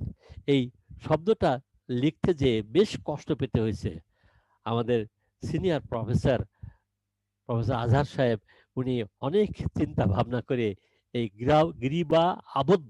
গ্রীবাবদ্ধ শব্দটা দিয়ে আমাদেরকে নিতান্তভাবে সুবিধা করে দিয়েছেন। আমরা দেখতে পাই যে ফাক্কু রাকাবাতিন অর্থাৎ দাস মুক্তি লেখা হয়। বর্তমান সমাজ ব্যবস্থা কিন্তু দাস নাই। এই জন্য এটা ভুল বুঝাজ হতে পারে যে আজ তো তাহলে এই আয়াতের কার্যকরণ কি, এখন তো দাস নাই, কিন্তু দাসটা এখন নাই। রাকাবা শব্দের অনেক অর্থ আছে। তার একটা অর্থ হচ্ছে ঘাড় আটকানো বা গ্রীবাবদ্ধ ব্যক্তি। যে কোনো প্রকার দাসত্বের নিগড়ে অত্যাচারের শিকারে আবদ্ধ ব্যক্তিকেই বলা হয় রাকাবা। সে আবদ্ধ হয়ে গেছে, তার ঘাড় আটকে গেছে একটা লোকের কাছে, কোনো মাতবরের কাছে তার নিজের জমি বিক্রি করতে পারে নাই, সে তার জমি কেড়ে নিয়েছে এবং তার বিরুদ্ধে মামলা দিয়েছে ইত্যাদি। সুতরাং স্বচ্ছতার নিরিখে রাকাবা শব্দের অর্থ গ্রীবাবদ্ধ ব্যক্তি লিখিলে সর্বক্ষেত্রে যথাযথ হয়। ওই দাস বলতে এই দাসের কথাটা যখন আসবে, যখন ছিল তখন এটা ব্যবহার করতে পারবেন, এখনো ব্যবহার করতে পারবেন, কিয়ামত পর্যন্ত এই অর্থ ব্যবহার করা চলবে। আমরা অনেক উপমায় দেখানো যেত, তো আমরা যদি সংক্ষেপে যতটুকু সময় আপনাদের কে নিতে পারি একটুখানি দিয়ে শেষ করার চেষ্টা করব। দেখুন, এই আয়াতটা সবাই জানেন, আজ কল রব্বুকা লিল মালাইকাতি ইন্নী জাইলুন ফিল আরদি খলিফা। পৃথিবীতে খলিফা পাঠাবো।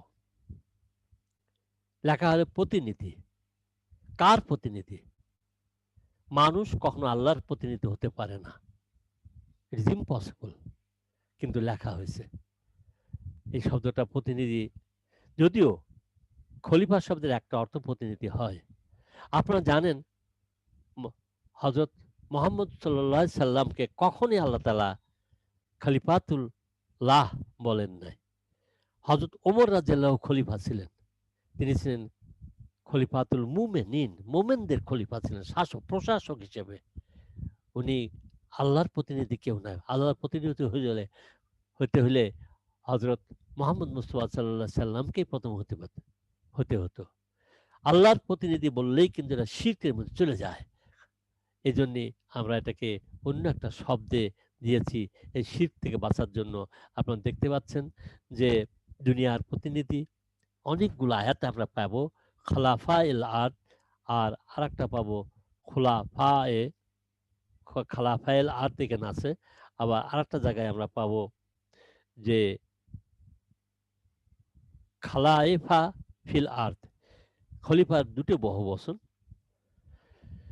আমরা অনেক ব্যাখ্যা দিয়েছি, আপনারা যখন ব্যাখ্যাটা পড়বেন ইনশাআল্লাহ বুঝতে পারবেন। খলিফা শব্দের একটা জায়গাতে সম্রাট বা শাসক ব্যবহার করা হয়েছে, সে আয়াতটা আমরা দিয়ে দিয়েছি। আপনারা যখন দেখবেন যে এই খলিফা মানে প্রতিনিধি হলেও, একটা শব্দ হলেও এখানে লেখা যাবে না, আমরা লিখেছি বংশানুগণিক স্থলাভিষিক্ত প্রজন্ম। এবং এটা আপনার মদিনার থেকে পাবলিকেশন যে কি বলে নোটেবল কোরআন, এখানে লেখা আছে placing mankind generation after generation earth, এরকম বিভিন্ন জায়গাতে আমরা পেয়েছি। তারপরে এটাকে আমরা খলিফা শব্দটা রেখে অর্থ দিয়েছি যে স্থলাভিষিক্ত প্রজন্ম। ইনশাল্লাহ আপনাদের মনটা এতে দিকে আকৃষ্ট হবে বলে আমরা আশা রাখছি। আমরা আরেকটা নমুনা আপনাদের সামনে দেখাই, যেটা সাধারণত একটু বুঝতে হয়তো অসুবিধা হবে না। 254 নম্বর আয়াত অ্যাড্রেস করা হচ্ছে ইয়া আইয়ুহাল্লাযীনা আমানু, তোমরা খরচ করো তোমার মৃত্যু বা কিয়ামত আসার আগে। এরপরে বলা হচ্ছে আল কাফিরুনা হুমুজ জালিমুন। বেশিরভাগ তরজমাতে লেখা আছে কাফেররাই জালেম বা অবিশ্বাসীরাই অত্যাচারী। আমরা দেখতে পাই যে আয়াতটা শুরু হয়েছে ইয়া আইয়ুহাল্লাযীনা আমানু, তাদেরকে খরচ করতে বলা হচ্ছে। যারা ইয়া আইয়ুহাল্লাযীনা আমানু এর মধ্যে যারা আসে না, যারা ঈমান আনিয়াছে, ইভেন ইয়া আইয়ুহাল্লাযীনা আমানুকে বিশ্বাসীগণ বা মোমেন বলাও ঠিক না। কোরআন থেকে মোমেন বলে নাই, যারা ঈমান আনিয়াছে তাদেরকে বলা হচ্ছে। এবং তারা কখনই কাফের পর্যায়ে পড়ে না। আমরা নর্মাল যে কাফেরটা বলি, কাফের মানে অমুসলিম, কাফের মানে অবিশ্বাসে পড়ে না। কিন্তু তৎসত্ত্বেও আল্লাহ বলছেন আল কাফিরুন জালেমুন, অর্থাৎ যারা ইমানদার হয়েও সঠিকভাবে আল্লাহর রাস্তায় ব্যয় করলো না, তারাও অপরাধী। ওরাই কিন্তু নিজের উপর অপরাধী হয়ে থাকবে কিয়ামতের ময়দানে। এই জন্য আমরা এখানে অবিশ্বাসীরা অত্যাচারী না লিখে অমান্যকারীরা অপরাধী। যে সমস্ত যারা ঈমান আনিয়াছে, যারা সত্যিকার অর্থে তার মৃত্যুক্ষণ আসার আগে বা কিয়ামত আসার আগে নিজের তা খরচ করবে না ঠিক মতো, সেই অমান্যকারীরাই অপরাধী। এইভাবে আমরা স্বচ্ছতা আনার চেষ্টা করেছি। আশা করি আপনারা যদি এর পরবর্তীতেও কোনোরকম কোনো সাজেশন দেন, আপনাদের সাজেশন থাকে, আমরা সাজেশনগুলো এখন থেকে নোট করা শুরু করছি। আমরা আশা করি দ্বিতীয় সংস্করণে আমরা এগুলোকে ইনক্লুড করতে পারবো বলে আমরা আশা করি। অলরেডি কয়েকটা সাজেশন আমাদের কাছে আসছে, আমরা আপনাদেরকে ইনশাল্লাহ দেখাতে পারবো বা একসঙ্গে বুঝতে পারবো। এখানে আল কাফিরুন হুমুজ জালেমুন, এটা আমরা কাফেররা জালেম এটা লেখা ঠিক হবে না, আমরা লিখেছি অমান্যকারীরাই অপরাধী। এটা লিখে স্বচ্ছতার নিরিখে চমৎকারভাবে প্রাসঙ্গিক হয়েছে বলে আমরা ধারণা করছি। আমরা দেখতে পাই যে ইয়া আইয়ুহাল্লাযীনা আমানু, আল্লাযীনা আমানু আর আল মুমিন উভয় ক্ষেত্রে সাধারণত মোমেনগণ লেখা হয়, এটাও সঠিক হতে পারে না। আপাত দৃষ্টিতে ইহাদের অর্থ এক মনে হইলেও অর্থের গভীরতার তাৎপর্য লক্ষণে যে যারা ঈমান আনিয়াছে, অর্থাৎ অর্থে ঈমান অপূর্ণতার সম্ভাবনা থাকে, কিন্তু মোমেনগণ শব্দের মধ্যে ঈমান এটা অপূর্ণতার পরিলক্ষিত হয় না। সঙ্গত কারণে আমরা আল্লাযীনা আমানুকে বরাবরই যাহারা ঈমান আনিয়াছে এটা লেখার চেষ্টা করেছি এবং ইনশাআল্লাহ সকলের দিকে দৃষ্টি আকর্ষিত হবে বলে আমরা ধারণা করছি। আমরা সময়ের অভাবে আর বেশিক্ষণ আমরা আপনাকে টাইম নিব না। আর একটা বা দুটি দেখিয়ে আমি শেষ করতে চাচ্ছি। একটা আমরা ৬ নম্বরটা বাদ দিয়ে যাচ্ছি। আপনারা ইনশাআল্লাহ পরবর্তীতে আমরা দেখতে পারবেন, আলোচনা করবেন। আমাদের সামনে একটা বড় কঠিন একটা সমস্যা আমাদের সামনে আসছে। সেটা দেখতে পাবেন। এটা হচ্ছে যে সূরা ওয়াকিয়া। ওয়াকিয়াতে ১৭ থেকে ১৮, ১৯ যদি দেখতে পাই আমরা, যারা মুকাররাবিন হবেন, আল্লাহর নৈকট্যবর্তী হবেন, তারা তাদের সামনে তাদের সেবায় ঘোরাফেরা করবে চিরকিশোরেরা। পানপাত্র, কুজা ও প্রস্রবণ নিশ্চিত পানীয় পূর্ণ পেয়ালা লইয়া তারা ঘুরে বেড়াবে। সেই পানীয় পানে তাদের শিরপীড়া হইবে না, তাহারা জ্ঞানহারা হইবে না। একটা জিনিস শুধু লক্ষ্য করুন সবাই, এখানে তাহাদের, সবাই একটু খেয়াল করুন, এই তাহাদের শব্দের মধ্যে পুরুষ এবং মহিলা দুইজনকে ইনক্লুডেড। এই চিরকিশোরেরা কিন্তু শুধু পুরুষদের সেবা করবে না, এরা মহিলাদেরকেও সেবা করবে। জান্নাতি পুরুষ এবং জান্নাতি মহিলা, তাদের জন্য পানীয় এবং পূর্ণ পেয়ালা নিয়ে এই এই তাহাদের জন্য যেখানে আছে, এটা অবশ্যই পুরুষ মহিলা দুইজনের জন্য। সেই পানীয় পানি তাহাদের শিরপেড়া হইবে না। এই তাহাদের মধ্যে, এই তাহারা, এই শব্দের মধ্যে পুরুষ ও মহিলা দুইজনই কিন্তু জান্নাতি পুরুষ জান্নাতি মহিলা সবাই কিন্তু ইনক্লুসিভ। কিন্তু আমরা যখন এখানে দেখতে যাব,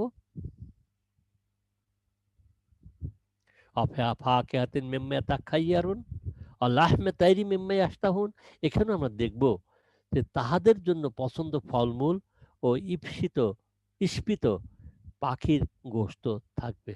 আসলে ইস্পিত না, ইপ্সিত, আমরা স্বচ্ছ অনুবাদে ইপ্সিত লিখেছি, এটি কারেক্ট। এটা হয়তো টাইপে ভুল হয়েছে। তো তাহাদের জন্য পছন্দ ফলমূল লইয়া এবং তাহাদের ইপ্সিত পাখির গোশত লইয়া। আপনারা বুঝতে পারছেন তাহাদের মধ্যে পুরুষ এবং মহিলা দুইজনই ইনক্লুডেড। কিন্তু যখনই আপনি আসেন অহুরুন ইন 22 নম্বর আয়াতে, তখন যদি লেখা হয় আয়ত লচনা হুর, এখান থেকে হুর শব্দটা দিচ্ছে, কিন্তু অনেক তর্জমাতে যুবতী, নারী বা বিউটিফুল মেইডেন ইংরেজিতে লেখা হয়েছে। কিন্তু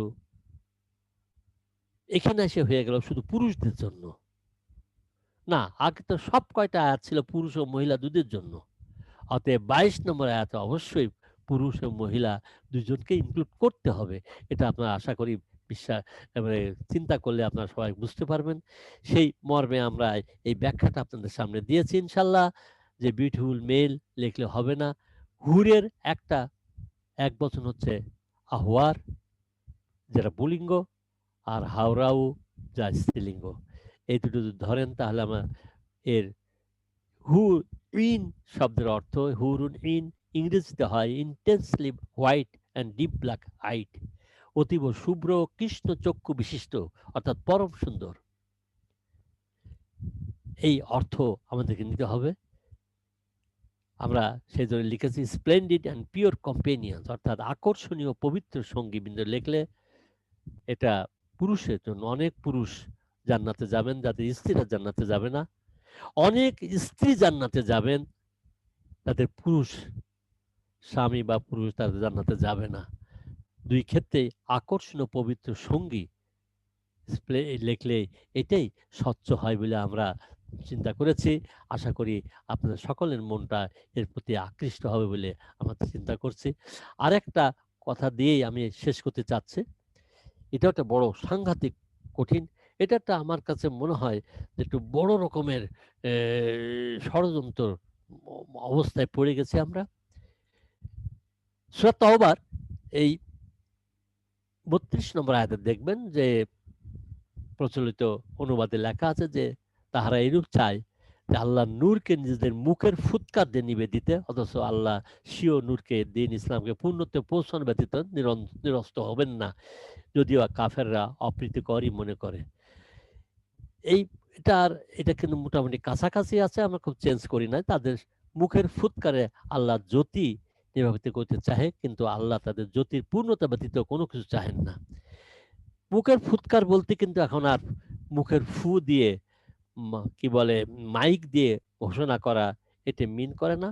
এটা এখন যত ইন্টারনেট বলেন, যত ইউটিউব বলেন, যত রকমের টেলিফোন, টেলিভিশন, সমস্ত কিছু, যত রকমের মিডিয়া আছে, সমস্ত মিডিয়া কিন্তু দিয়ে তারা ইসলামের জ্যোতিকে নির্বাপিত করতে চায়। কিন্তু কাফেররা যতই অপছন্দ করুক, আল্লাহ এই ইসলামকে কিয়ামত পর্যন্ত এটাকে জারি রাখবেন, এই আয়াতে বলে দেয়। এর পরের আয়াতটা আমরা দেখব, সেটা হচ্ছে যে খুবই জরুরি বিষয়, যে হুয়াল্লাযী আরসালা রাসূলাহু বিল হুদা ওয়া দীনিল হাক্কি লিইয়ুযহিরাহু আলা দ্বীনি কুল্লিহি। আপনারা সবাই জানেন যে এই আয়াতটা 3 বার রিপিট হয়েছে, সূরা সাফে আর সূরা ফাতহে, এটা রিপিট হয়েছে। লেখা হয়েছে কি, যে সব জায়গাতেই লেখা হয়েছে আল্লাহ এমন যে তিনি তার রাসূলকে হিদায়াত এবং সত্য ধর্ম সহকারে প্রেরণ করেছেন এবং ইহাকে সকল ধর্মের উপর প্রবল করে দেন, যদিও মুশরিকরা অপ্রীতিকর মনে করে। না, এটা হয় না। কোরআনে কিন্তু সকল ধর্ম নাই। আলা দ্বীনে কুল্লিহি, কুল্লি মানে এক বচন, হি মানে এক বচন। এটা হবে এই দিনের বিধিবিধানের প্রতিটি ক্ষেত্রে আল্লাহ জয়ী যুক্ত করার জন্য, সে যুদ্ধের ক্ষেত্রে হোক, ইকোনমিক ক্ষেত্রে হোক, সাংস্কৃতিক ক্ষেত্রে হোক, উপাসনা ক্ষেত্রে হোক, যে কোনো ক্ষেত্রে, প্রত্যেকটা ক্ষেত্রে আল্লাহর বিধিবিধানকে জয়ী করার জন্য আল্লাহ রাসূল আসছে। আর এই কাফের আমরা দেখব, একটুখানি দেখে আমি শেষ করতে যাচ্ছি ইনশাল্লাহ। এটা আপনাদের দৃষ্টিকে আরো প্রসারিত করে বলে মনে করি। আগে যে কাফেরটার কথা বলা ছিল, সেটা ছিল এখানে যে কাফের, এই কাফের কিন্তু 2 রকমের। একটা হচ্ছে অমুসলিম, যাদের সংখ্যা প্রায় 79%, আর মুসলিমদের একটা অংশ, মুসলিম নামীয় যে একটা অংশ, যারা কোরআনকে সত্য বলে মনে করে না তাদেরকে। আর এরপরে যেটা আসছে, যে এই মুশরিক বলতে শুধু একটা জিনিসই দিয়ে মনে করতে হবে, যে মুসলিম নামীয় যে মুশরিক। আপনারা জানেন 106 নম্বর আয়াত সূরা ইউসুফে বলা আছে, তারা এমন ঈমান আনে, তাদের অধিকাংশই এমন ঈমান আনে, তারা মুশরিকও বটে। অর্থাৎ মুসলমান নামীয়দের মধ্যে যারা মুশরিক, তারা কখনোই কোরআনের বিধিবিধানকে সর্বক্ষেত্রে জয়ী করতে দিবে না। অর্থনৈতিক ক্ষেত্রে আজ সুদ আর ঘুষের ছড়াছড়ি, সাংস্কৃতিক ক্ষেত্রে একেবারে কি অবস্থা, এটা ব্যাখ্যার প্রয়োজন লাগে না, যেখানে একেবারে সেই মানে সব রকমের খারাপই আমাদের সামনে এসে দাঁড়িয়ে গেছে। সুতরাং আল্লাহ কিন্তু পাঠিয়েছেন তার একটি ধর্ম, ইসলাম। এই ইয়াকুনুদ্দীন কুল্লুহু লিল্লাহ, দিনের প্রতিটি অংশ যেন আল্লাহর জন্য যায়, আল্লাহর জন্য প্রতিষ্ঠিত হয়, বিধিবান প্রতিষ্ঠা। এইটার জন্যই কিন্তু আল্লাহ তাআলা এই আয়াত দিয়েছেন। কিন্তু এই আয়াতটা কিভাবে আমরা অস্বস্থতার মধ্যে চলে যেয়ে আজ আমরা বুঝতে পারছি যে সকল ধর্মের উপরে, শুনতে তো ভালোই লাগে যে সকল ধর্মের উপরে ইসলামকে বিজয়ী করার জন্য আসছেন। না ভাই, সকল ধর্ম মাত্র 2টি, অথবা আল্লাহর কাছে ধর্ম একটি, আর একটা ধর্ম হচ্ছে জাল হক আজাহাকাল বাতিল, একটা হক একটা বাতিল। আল্লাহ হককে প্রতিষ্ঠা করার জন্য আসছেন, নবীরা আসছেন, বাতিলকে প্রতিষ্ঠা করার জন্য আসেন নাই। সুতরাং জাল হক জাহাকাল বাতিল ইন্নাল বাতিলা কানা জাহুকা, এটা আপনারা সবাই কম বেশি জানেন। যাই হোক, আমি এখানেই আমার কথা শেষ করতে যাচ্ছি। আল্লাহর কাছে লাখো শুকরিয়া যে আজকের এই প্রোগ্রামের মাধ্যমে আল্লাহ আমাদেরকে আপনাদের সামনে স্বচ্ছ অনুবাদের কিছু অংশ আপনাদেরকে আল্লাহর কাছে লাখো শুকরিয়া। আমরা এখানেই শেষ করতে চাচ্ছি। যদি আপনাদের কোনো প্রশ্ন বা উত্তর থাকে, কামরুল মেজর কামরুল সাহেবকে আমি অনুরোধ করব, যদি প্রশ্ন উত্তরে কেউ প্রোগ্রাম করতে পারেন করবেন, এবং আপনার সকলের কাছে যাতে এই কোরআন মজিদ স্বচ্ছ অনুবাদ পৌঁছে যায়, এবং এটা নিয়ে আপনারা মানুষের কাছে বিভিন্ন জায়গাতে পৌঁছতে পারেন, সবাই প্রচেষ্টা করবেন। এইটুকু বলে শেষ করছি। ওয়া আখিরু দাওয়ানা আলহামদুলিল্লাহি রাব্বিল আলামিন। মেজর কামরুল, আসসালামু আলাইকুম ওয়া রাহমাতুল্লাহি ওয়া বারাকাতুহু। সম্মানিত উপস্থিতি, আপনাদের যদি কোনো প্রশ্ন থাকে আপনারা রেইজ হ্যান্ড করেন, তাহলে আমাদের জন্য প্রশ্ন নেওয়াটা সহজ হবে। আর যদি কারো কোনো প্রশ্ন থাকে আপনারা অনুগ্রহ করে হ্যান্ড রেইজ করবেন। রেইজ হ্যান্ড আছে, দেখতে পাচ্ছি। নামটা পরিষ্কার বোঝা যাচ্ছে না। জি, আপনার নামটা আসলে উঠে নাই। কাইন্ডলি একজনই হাত তুলেছেন, আপনি প্রশ্ন করতে পারেন। দুইজন। সালেক ভাই তারপরে করবেন, ডক্টর সালেক। আলাউদ্দিন ভাই তারপরে। ওকে, আগে যিনি প্রথম হাত তুলেছেন 1 নম্বরে আছেন যিনি, উনি প্রশ্ন করেন।